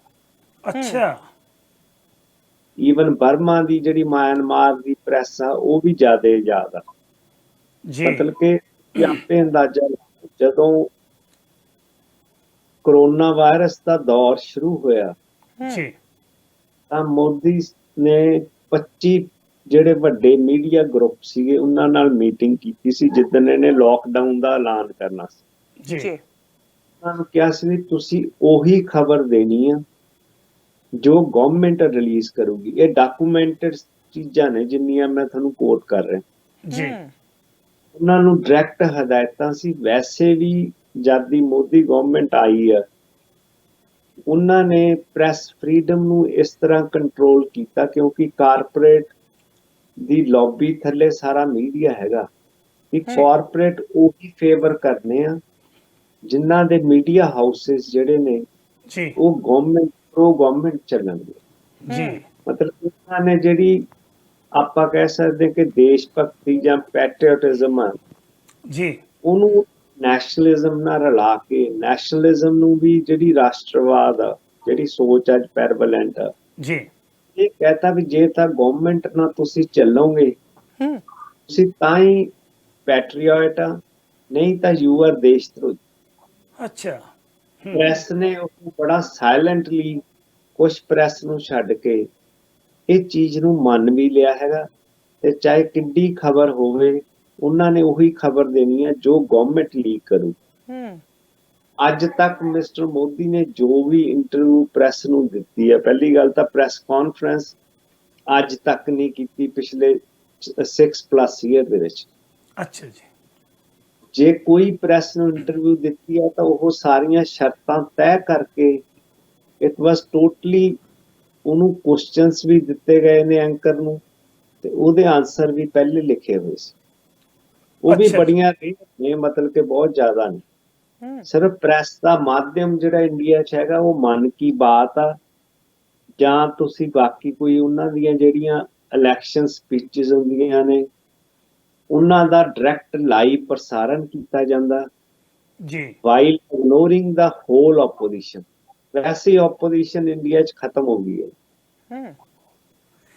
ਇਹ ਜਿਹੜਾ ਕਿਸਾਨ ਅੰਦੋਲਨ ਚੱਲ ਰਿਹਾ ਹੈ, ਕਿਸਾਨ ਅੰਦੋਲਨ ਦੇ ਵਿੱਚ ਭਾਵੇਂ ਬੜੇ ਅੰਦੋਲਨ ਤੁਸੀਂ ਵੀ ਦੇਖੇ ਨੇ, ਅਸੀਂ ਵੀ ਦੇਖੇ ਨੇ, ਉਹਨਾਂ ਅੰਦੋਲਨਾਂ ਨੇੜੇ ਤੱਕਿਆ, ਵਿੱਚ ਵੀ ਰਹਿ ਕੇ ਦੇਖਿਆ, ਪਰ ਉਹਨਾਂ ਅੰਦੋਲਨਾਂ ਨੂੰ ਛੱਡ ਕੇ ਬੜੇ ਧਰਨੇ ਲੱਗਦੇ ਸੀ, ਬੜੇ ਸੜਕ ਰੋਕੋ ਅੰਦੋਲਨ ਚੱਲਦੇ ਰਹੇ ਨੇ, ਧਰਮ ਯੁੱਧ ਮੋਰਚਾ ਚੱਲਦਾ ਰਿਹਾ।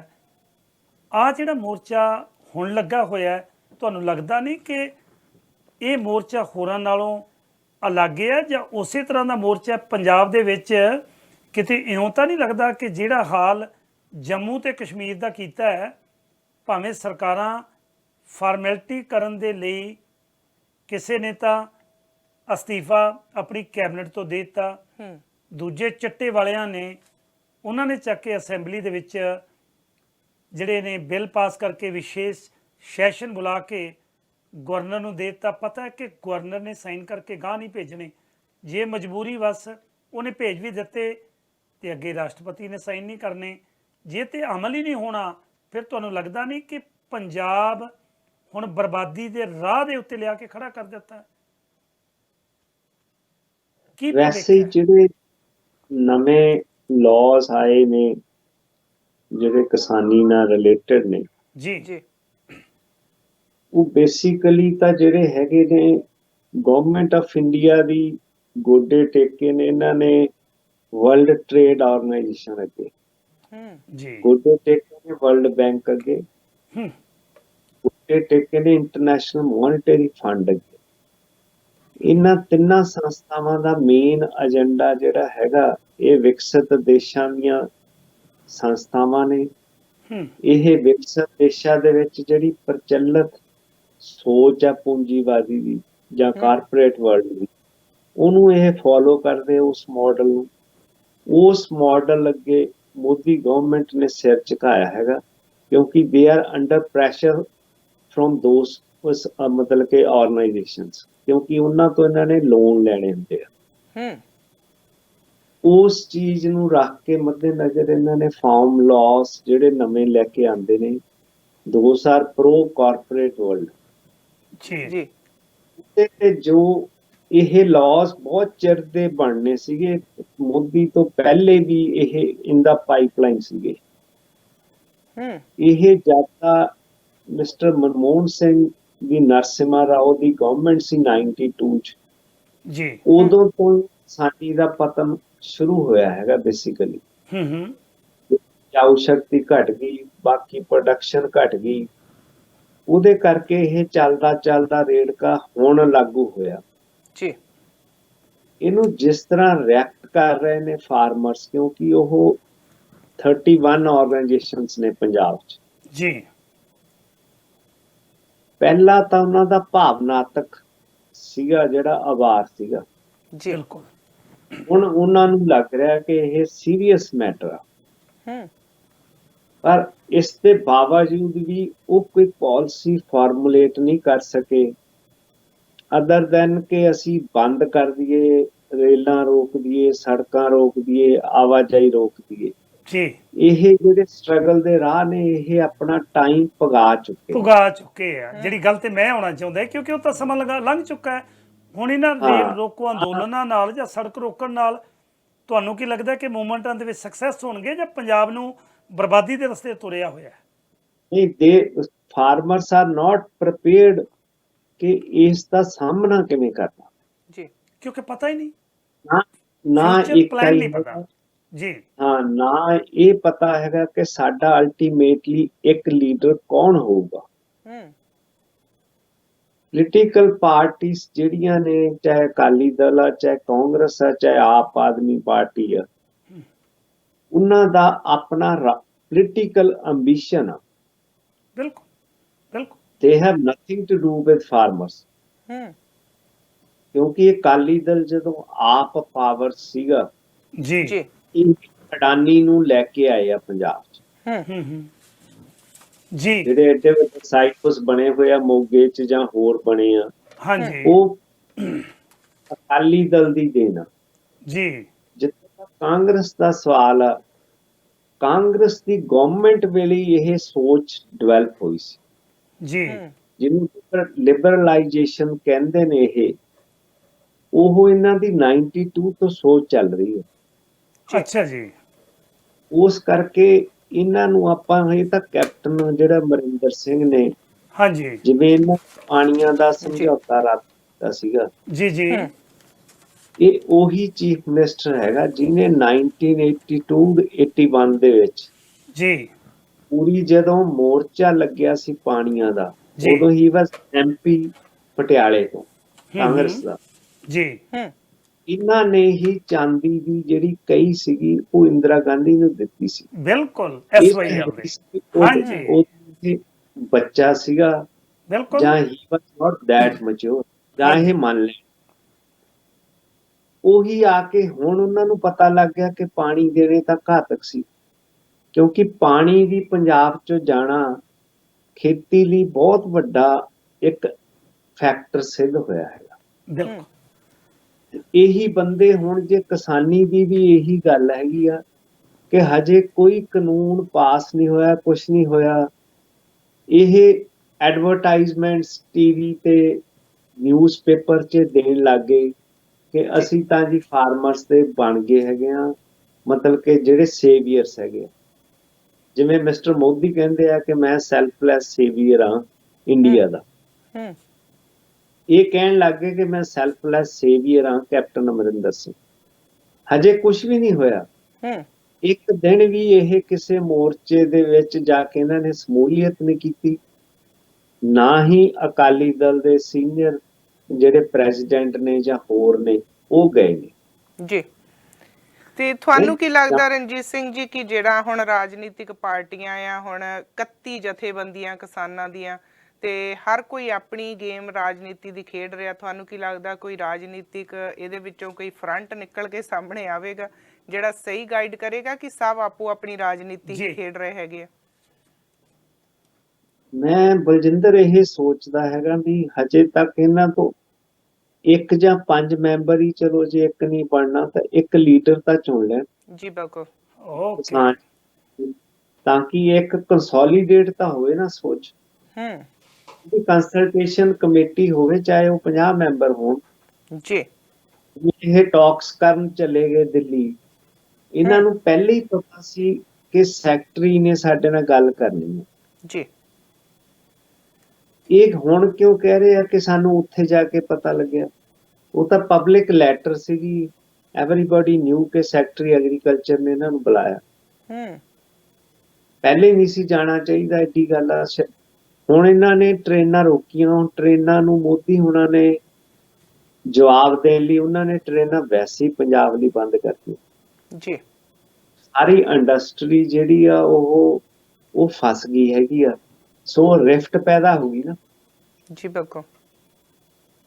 ਮਤਲਬ ਕਿ ਇਹ ਪੰਜਾਬ ਤਾਂ ਚਾਹੁੰਦੇ ਆ ਕਿ ਇੱਥੇ ਕਿਸੇ ਤਰ੍ਹਾਂ ਦੀ ਕੋਈ ਰੈਜ਼ਿਸਟੈਂਸ ਹੋਵੇ ਜੀ ਹੂੰ ਅਸੀਂ ਦਬਾਈਏ। ਉਹਨਾਂ ਨੇ ਜਿਹੜੀ ਟੈਕਸ ਬ੍ਰੈਕਟ ਸੀਗੀ ਪੰਜਾਬ ਦੀ ਉਹ ਵੀ ਘਟਾਤੀ ਹੈ, ਸ਼ੇਅਰ ਘਟਾਤਾ। They are going step by step ਕੇ ਹਰ ਇੱਕ ਪੱਖੋਂ ਇਹਨਾਂ ਨੂੰ ਦਬਾ ਕੇ ਰੱਖਣਾ। ਜੀ ਬਿਲਕੁਲ। ਤੁਹਾਨੂੰ ਇਤਿਹਾਸ ਦੀ ਗੱਲ ਦੱਸਦਾ ਹੈਗਾ ਵੀ ਸਿਆਣੇ ਸੀਗੇ ਜਿਹੜੇ ਕਾਂਗਰਸ ਲੀਡਰ ਸੀਗੇ ਜਿਨ੍ਹਾਂ ਨੇ ਪ੍ਰਾਈਮ ਮਿਨਿਸਟਰ ਬਣੇ, ਮਿਸਟਰ ਨਹਿਰੂ। ਹੂੰ ਜਦੋਂ ਵੰਡ ਹੋਈ ਹੈਗੀ ਪੰਜਾਬ ਦੀ, ਜੀ ਮਤਲਬ ਇੰਡੀਆ ਪਾਕਿਸਤਾਨ ਦੀ ਵੰਡ ਹੋਈ ਆ, ਤੇ ਪੰਜਾਬ ਦੀ ਜਿਹੜੀ ਸੀ ਬਾਉਂਡਰੀ ਤੈਅ ਹੋ ਰਹੀ ਸੀ, ਰੈੱਡ ਕਲਿਫ ਕਰ ਰਿਹਾ ਸੀ, ਹੂੰ ਤਾਂ ਉਹਨਾਂ ਨੇ ਜਿਹੜਾ ਲਾਹੌਰ ਸੀਗਾ ਉਹ ਇਸ ਪੰਜਾਬ ਨਾਲ ਜੋੜਿਆ ਸੀ। ਜੀ, ਹਿਸਟੋਰੀਕਲ ਫੈਕਟ ਆ। ਅੱਛਾ ਜੀ, ਇਨ ਆਫ ਦੈਟ ਉਹਨਾਂ ਨੇ ਫਿਰੋਜ਼ਪੁਰ ਦਾ ਜਿਹੜਾ ਏਰੀਆ ਸੀਗਾ ਉਹ ਪਾਕਿਸਤਾਨ ਪੰਜਾਬ ਨੂੰ ਦਿੱਤਾ ਸੀ। ਜੀ ਅੱਛਾ, ਜਦੋਂ ਇਹ ਚੀਜ਼ ਸਾਹਮਣੇ ਆਈ, ਪਤਾ ਲੱਗਿਆ, ਤਾਂ ਰਾਤੋਂ ਰਾਤ ਮਿਸਟਰ ਨਹਿਰੂ ਨੇ ਬੈਟਨ ਉਹਨਾਂ ਤੇ ਜ਼ੋਰ ਪਾ ਕੇ ਉਹਨਾਂ ਨੇ ਕਿਹਾ ਵੀ ਆਹ ਚੀਜ਼ ਨਹੀਂ ਕਰਨੀ। ਉਹ ਕਹਿੰਦੇ ਵੀ ਕਿਉਂ ਨਹੀਂ ਕਰਨੀ? ਉਹ ਕਹਿੰਦੇ ਵੀ ਜੇ ਲਾਹੌਰ ਪੰਜਾਬ ਨੂੰ ਦੇਤਾ, ਇਹ ਸਿੱਖਾਂ ਦੀ ਰਾਜਧਾਨੀ ਰਿਹਾ, ਹੂੰ ਸਿੱਖਾਂ ਨੂੰ ਇਹ ਰਾਜ ਦਾ ਸੰਕਲਪ ਯਾਦ ਕਰਾਉਂਦਾ ਰਹੂਗਾ। ਹੂੰ ਵਾਹ ਜੀ ਵਾਹ, ਅੱਛਾ, ਇੱਥੇ ਤੱਕ ਸੋਚਦੇ ਨੇ। ਜੀ ਇੱਥੇ ਜਦੋਂ ਕੈਪਟਨ ਹੁਣ ਪੰਜਾਬ ਚ ਰੌਲਾ ਪਾ ਰਹੇ ਨੇ ਜੀ ਅੱਤਵਾਦ ਆ ਜਾਊਗਾ ਜੇ ਕਿਸਾਨੀ ਦਾ ਸੰਘਰਸ਼ ਚੱਲਿਆ, ਪਹਿਲੀ ਗੱਲ ਤਾਂ they don't know actually the meaning of that terrorism ਕੀ ਹੈਗਾ। ਜੀ ਬਿਲਕੁਲ, ਬਿਲਕੁਲ ਇਹ ਸੋਚਦੇ ਆ ਵੀ ਆ ਜਾਊਗਾ, ਹਊਆ ਕ੍ਰੀਏਟ ਕਰ ਦੋ, ਜਿਵੇਂ ਇਹਨਾਂ ਨੇ ਪੰਨੂ ਬਾਰੇ ਹਊਆ ਕ੍ਰੀਏਟ ਕੀਤਾ ਪੰਜਾਬ ਚ, ਇੰਡੀਆ ਚ। ਜੀ, ਮਤਲਬ ਕਿ what does that mean ਕਿ ਵੋਟ ਕਰਾਉਣੀ ਹੈ? ਇੱਕ ਬੰਦਾ ਤਾਂ ਵੈਸੇ ਹੀ can't decide the future of India, Punjab ਸਿੱਖ ਬਿਲਕੁਲ, ਨੇ। ਅੱਛਾ, Does that ਸਮਾਂ, mean- ਹਾਂਜੀ, ਸਮਾਂ ਰਣਜੀਤ ਸਿੰਘ ਜੀ, ਜੀ ਹਾਂਜੀ, ਜੀ ਸਮਾਂ ਬੜਾ ਤੇਜ਼ੀ ਨਾਲ ਭੱਜ ਰਿਹਾ, ਘੜੀ ਸਾਡੇ ਵੱਲ ਘੂਰ ਕੇ ਦੇਖਣ ਲੱਗ ਪਈ ਹੈ। ਆਖਰੀ 2 ਮਿੰਟ ਨੇ, ਪੰਜਾਬ Sure. ਦਾ ਨੇੜ ਭਵਿੱਖ ਕਿਹੋ ਜਿਹਾ ਲੱਗ ਰਿਹਾ ਤੁਹਾਨੂੰ, ਜੇ ਇਸ ਅੰਦੋਲਨ ਦੇ ਵਿੱਚੋਂ ਜਿਹੜੇ ਇਹ 3 ਬਿੱਲ ਬਣਾ ਕੇ, ਕਾਨੂੰਨ ਬਣਾ ਕੇ ਦੇ ਦਿੱਤੇ ਨੇ, ਕਿਸਾਨ ਤਾਂ ਖਤਮ ਹੈ, ਕਿਸਾਨਾਂ ਮਜ਼ਦੂਰ ਦੀ ਵੀ ਖਤਮ ਹੈ, ਵਪਾਰੀ ਵੀ ਖਤਮ ਹੈ, ਪੰਜਾਬ ਤੁਹਾਨੂੰ ਕਿਹੋ ਜਿਹਾ ਲੱਗ ਰਿਹਾ ਆਉਣ ਵਾਲੇ ਕੁਝ ਵਰ੍ਹਿਆਂ ਦੇ ਵਿੱਚ ਭਵਿੱਖ ਕਿਹੋ ਜਿਹਾ ਹੈ? ਕਿਤੇ ਜੰਮੂ ਕਸ਼ਮੀਰ ਵਾਲੀ ਸਥਿਤੀ ਤਾਂ ਨਹੀਂ ਬਣ ਜਾਏਗੀ? ਨੇ ਕਸ਼ਮੀਰ ਤਾਂ ਇਜ਼ ਵੈਰੀ ਡਿਫਰੈਂਟ ਫਰੋਮ ਅਸ। ਬਿਲਕੁਲ ਜੀ, ਤੇ ਲੋਕੀ ਆਜ਼ਾਦੀ ਚਾਹੁੰਦੇ ਨੇ and they are all for it. ਹੂੰ, ਪੰਜਾਬ 'ਚ ਇਦਾਂ ਦੀ ਕੋਈ ਫਿਲਹਾਲ ਤਾਂ ਕੋਈ ਗੱਲ ਨਹੀਂ ਹੈ। ਇਹ ਨਹੀਂ ਕਿ ਕਿਸਾਨਾਂ ਦਾ ਅੰਦੋਲਨ ਆ ਦੈਟ ਵਿਲ ਲੀਡ ਟੂ ਆਜ਼ਾਦੀ ਆਫ ਦਾ ਸਿੱਖਸ, ਕਿਉਂਕਿ ਮੈਜੋਰਟੀ ਸਿੱਖਸ ਹੀ ਨੇ ਜਿਹੜੇ ਫਾਰਮਰਸ ਨੇ। ਮੈਜੋਰਟੀ ਕੀ ਸੁਪਰ ਮੈਜੋਰਟੀ ਆ। ਜੀ, ਹਜੇ ਆਪਾਂ ਪ੍ਰੈਡਿਕਟ ਨਹੀਂ ਕਰ ਸਕਦੇ ਕਿ ਐਡਾ ਡੂਮ ਸਿਨੈਰੀਓ ਆ ਕਿ ਬਿਲਕੁਲ ਹੀ ਪੰਜਾਬ ਡੁੱਬ ਰਿਹਾ। ਹੂੰ, ਹੂੰ ਆਪਣੇ ਲਈ ਵੀ ਅੱਗੇ ਚੈਲੰਜ ਆ ਕਿ ਆਪਾਂ ਕਿਵੇਂ ਆਪਣੇ ਆਪ ਨੂੰ ਚੇਂਜ ਅਕੋਰਡਿੰਗਲੀ ਕਰਨਾ, ਹੂੰ ਕਿਉਂਕਿ ਇਹ ਫੈਕਟ ਆਫ ਲਾਈਫ ਆ ਕਿ ਮੋਦੀ ਹੁਣਾਂ ਨੇ ਸਟੈਪ ਬੈਕ ਨਹੀਂ ਕਰਨਾ। ਜੀ ਬਿਲਕੁਲ ਬਿਲਕੁਲ ਕਹਿਤਾ ਉਹਨਾਂ ਨੇ। ਉਹਨੇ ਆਪਣੀ ਸਪੀਚ ਚ ਕਹਿਤਾ ਆਲਰੇਡੀ। ਹਾਂ, he has said it 2 times. ਪਹਿਲੇ ਵੀ ਮੋਦੀ ਦੀ ਹਿਸਟਰੀ ਆ, he will not step back. ਜੀ ਅਜੇ ਇੰਦਰਾ ਗਾਂਧੀ ਬੈਂਡ ਕਰ ਜਾਂਦੀ ਸੀ, Modi will never bend. Modi ਨੂੰ ਇਹੀ ਕਹਿੰਦੇ ਨੇ ਕਿ ਹੀ ਇਜ਼ ਔਨ ਮਤਲਬ like Indira Gandhi is on steroids. ਹੂੰ ਇਸ ਤਰ੍ਹਾਂ ਦੀ ਸ਼ਖਸੀਅਤ ਹੈ ਜੋ ਇੰਟਰਨੈਸ਼ਨਲ ਪ੍ਰੈਸ ਕਹਿ ਰਹੀ ਹੈ। ਹੂੰ ਜੀ, ਇਸ ਕਰਕੇ ਇਹਦਾ ਸਟੈਪ ਬੈਕ ਨਹੀਂ ਹੋਣਾ। ਪਹਿਲੇ ਤਾਂ ਜਿਹੜੀ ਕਿਸਾਨ ਜਥੇਬੰਦੀਆਂ ਨੇ ਉਹਨਾਂ ਕੋਲੇ ਮੌਕਾ ਕਿ they should elect a leader and they should put their stake. ਉਹ ਆਪਣੀ ਸਟੇਕ ਲਾਉਣ ਕਿ ਅਸੀਂ ਪੰਜਾਬ ਦੇ ਵਿੱਚ ਗਵਰਨਮੈਂਟ ਬਣਾਉਣੀ ਆ, ਕਿਉਂਕਿ ਗਾਂਧੀ ਦਾ ਵੀ ਇਹੀ ਸੁਪਨਾ ਸੀ ਕਿ ਫਾਰਮਰਸ ਜਿਹੜਾ ਪ੍ਰਾਈਮ ਮਿਨਿਸਟਰ ਬਣੇ, ਫਾਰਮਰ ਹੀ ਪ੍ਰੈਜ਼ੀਡੈਂਟ ਬਣੇ ਇੰਡੀਆ ਦਾ। ਉਹ ਤਾਂ ਚਲੋ ਉਹਨਾਂ ਦਾ ਇੰਡੀਆ ਵਾਲਿਆਂ ਦਾ ਮਸਲਾ ਹੈਗਾ, ਘੱਟੋ ਘੱਟ ਇਹ ਸੁਪਨਾ ਪੰਜਾਬ ਦਾ ਪੂਰਾ ਕਰ ਲਈਏ, ਜੀ ਜੀ, ਜਿਹੜੀ ਹੈ ਫਾਰਮਿੰਗ ਸਟੇਟ। ਹੂੰ ਬਹੁਤ ਧੰਨਵਾਦ ਵੀਰ ਰਣਜੀਤ ਸਿੰਘ ਕੁੱਕੀ ਜੀ, ਤੁਸੀਂ ਸਮਾਂ ਕੱਢਿਆ ਤੇ ਬੜੀਆਂ ਕੰਮ ਦੀਆਂ ਪਤੇ ਦੀਆਂ ਗੱਲਾਂ ਜੀ ਇੱਕ ਇੱਕ ਲਾਈਨ ਦੇ ਵਿੱਚ ਇੱਕ ਇੱਕ ਲੇਖ ਲਿਖਿਆ ਜਾ ਸਕਦਾ ਹੈ। ਉਮੀਦ ਹੈ ਕਿ ਪੰਜਾਬ ਦਾ ਉਹ ਵਰਗ ਜਿਹੜਾ ਸੰਘਰਸ਼ ਦੇ ਰਾਹ ਤੁਰਿਆ ਹੈ, ਕਿਤੇ ਤੁਹਾਡੇ ਵਰਗੇ ਇੰਟੈਲੈਕਚੁਅਲ ਨੂੰ ਨਾਲ ਲੈ ਕੇ ਬਿਠਾ ਕੇ 10 ਮਿੰਟ ਇਹ ਸਲਾਹ ਲੈ ਲੈਣ ਕਿ ਪੰਜਾਬ ਦਾ ਭਵਿੱਖ ਅਸੀਂ ਸਵਾਰਨਾ ਕਿਵੇਂ ਹੈ। ਲਗਾਤਾਰ 1.5 ਮਹੀਨੇ ਤੇ ਲਾਗੇ ਤਾਗੇ ਹੋ ਚੱਲੇ ਆ ਸੰਘਰਸ਼ ਨੂੰ ਤੋਰਿਆਂ ਨੂੰ, ਜੀ ਅਜੇ ਤੱਕ ਇੱਕ ਕਮੇਟੀ ਨਹੀਂ ਬਣਾ ਸਕੇ, ਅੱਜ ਲੀਡਰ ਨਹੀਂ ਚੁਣ ਸਕੇ। ਕੋਈ ਗਵਈਆ ਜਾ ਰਿਹਾ, ਕਿਤੇ ਪ੍ਰਚਾਰਕ ਜਾ ਰਹੇ ਆ, ਕਿਤੇ ਅਧਿਆਪਕਾਂ ਦੀ ਪਤਾ ਨਹੀਂ ਕਿੰਨੀਆਂ ਯੂਨੀਅਨਾਂ ਇਕੱਠੀਆਂ ਹੋ ਕੇ ਉੱਥੇ ਪਹੁੰਚ ਰਹੀਆਂ ਨੇ, ਲੈਕਚਰ ਦਿੰਦੀਆਂ ਨੇ, YouTube ਬਣਾਉਂਦੀਆਂ ਨੇ, ਸੋਸ਼ਲ ਮੀਡੀਆ ਤੇ ਪਾ ਦਿੰਦੀਆਂ ਨੇ।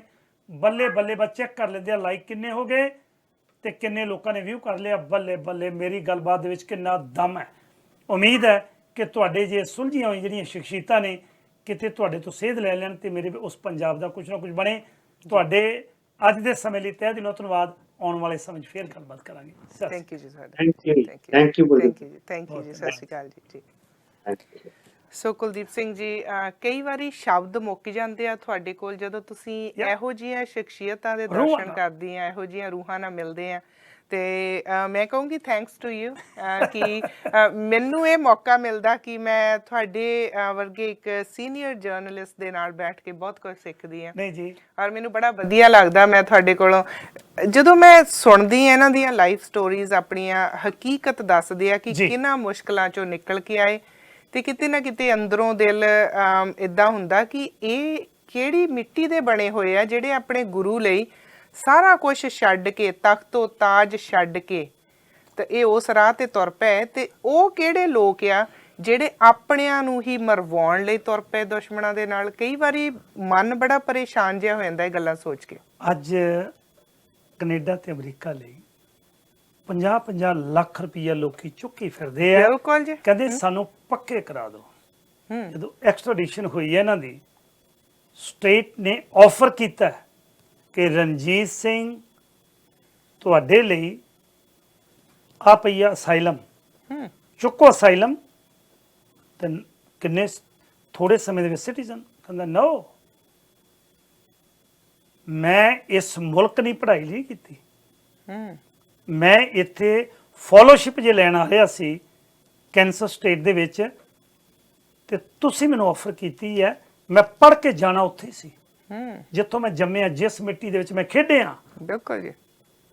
ਅੱਜ ਰਣਜੀਤ ਸਿੰਘ ਕੁੱਕੀ ਦੇ ਨਾਲ ਦੇ ਜਿਹੜੇ ਮੁੰਡੇ ਨੇ, ਨੌਜਵਾਨ ਨੇ, ਅੱਜ ਬਜ਼ੁਰਗ ਹੋ ਗਏ ਨੇ, ਅੱਜ ਉਹ ਰਿਟਾਇਰ ਹੋ ਚੁੱਕੇ ਨੇ, ਬਹੁਤ ਸਿਰੇ ਦੀਆਂ ਪੋਸਟਾਂ ਕਮਿਸ਼ਨਰ ਲੱਗ ਕੇ ਜੀ। ਪਰ ਰਣਜੀਤ ਸਿੰਘ ਕੁੱਕੀ ਉਸੇ ਥਾਂ ਦੇ ਵਿੱਚ ਬੈਠਾ ਆਪਣੇ ਛੋਟੇ ਜਿਹੇ ਪਰਿਵਾਰ ਦੇ ਵਿੱਚ ਖੁਸ਼ ਰਹਿ ਕੇ। ਮੈਂ ਕਹਿੰਦਾ ਇਹਨਾਂ ਤੋਂ ਬੜੀ ਸੇਧ ਮਿਲਦੀ ਹੈ ਐਸੀਆਂ ਰੂਹਾਂ ਨਾਲ ਗੱਲਬਾਤ ਕਰਕੇ ਕਿ ਮੂਵਮੈਂਟਾਂ ਚਲਾਉਣ ਦੇ ਵਿੱਚ ਉਹ ਬ੍ਰੇਨ ਸੀ ਜੀ, ਪਰ ਸਰਕਾਰਾਂ ਨੇ ਉਸ ਬ੍ਰੇਨ ਨੂੰ ਕੁਝ ਲੋਕ ਖਰੀਦ ਕੇ, ਜਿਨ੍ਹਾਂ ਤੁਸੀਂ ਜ਼ਿਕਰ ਕੀਤਾ, ਉਹ ਆਪਣੇ ਆਪ ਦੀਆਂ ਜ਼ਮੀਰਾਂ ਤੇ ਸਰੀਰਾਂ ਨੂੰ ਵੇਚ ਕੇ ਬਾਹਰ ਬਿਜ਼ਨਸ ਸਟੇਬਲਿਸ਼ ਕਰ ਲੈਂਦੇ ਨੇ। ਤੇ ਕੁਛ ਇਹਨਾਂ ਵਰਗੇ ਆ ਜਿਨ੍ਹਾਂ ਤੇ ਉਹ ਗੱਲਾਂ ਠੋਕਰ ਟੋਕਦੀਆਂ, ਮਾਰ ਕੇ। ਜਿਵੇਂ ਬੱਬੂ ਮਾਨ ਨੇ ਕਿਹਾ ਕਿ ਸਿੰਘ ਮਾਰਦੇ ਠੋਕਰ ਤਖਤਾਂ ਤਾਜਾਂ ਨੂੰ। ਵਾਹ, ਇਹੋ ਜਿਹੇ ਵੀ ਗੁਰੂ ਦੇ ਸਿੰਘ ਹੈਗੇ ਆ। ਬੜਾ ਮੈਨੂੰ ਚੰਗਾ ਲੱਗਾ ਕਿ ਅਸੀਂ ਇਹਨਾਂ ਨਾਲ ਗੱਲਬਾਤ ਕੀਤੀ। ਆਉਣ ਵਾਲੇ ਸਮੇਂ 'ਚ ਫਿਰ ਅਸੀਂ ਇਹਨਾਂ ਨਾਲ ਕਿਤੇ ਗੱਲ ਕਰਾਂਗੇ। ਜੀ, ਔਰ ਥੈਂਕ ਯੂ ਜੀ ਤੁਹਾਡਾ, ਤੇ ਧੰਨਵਾਦ ਜੀ, ਹਮੇਸ਼ਾ ਹੀ ਉਮੀਦ ਹੈ। ਤੁਸੀਂ ਸ਼ਖਸੀਅਤਾਂ ਵਧੀਆ ਲੈ ਕੇ ਆਉਂਦੇ ਹੋ। ਸੋਮਵਾਰ ਫਿਰ ਮੁਲਾਕਾਤ ਹੋਵੇਗੀ ਜੀ, ਜ਼ਰੂਰ ਮਿਲਾਂਗੇ। ਖਿਆਲ ਰੱਖਿਓ ਜੀ। ਸਤਿ ਸ਼੍ਰੀ ਅਕਾਲ ਜੀ।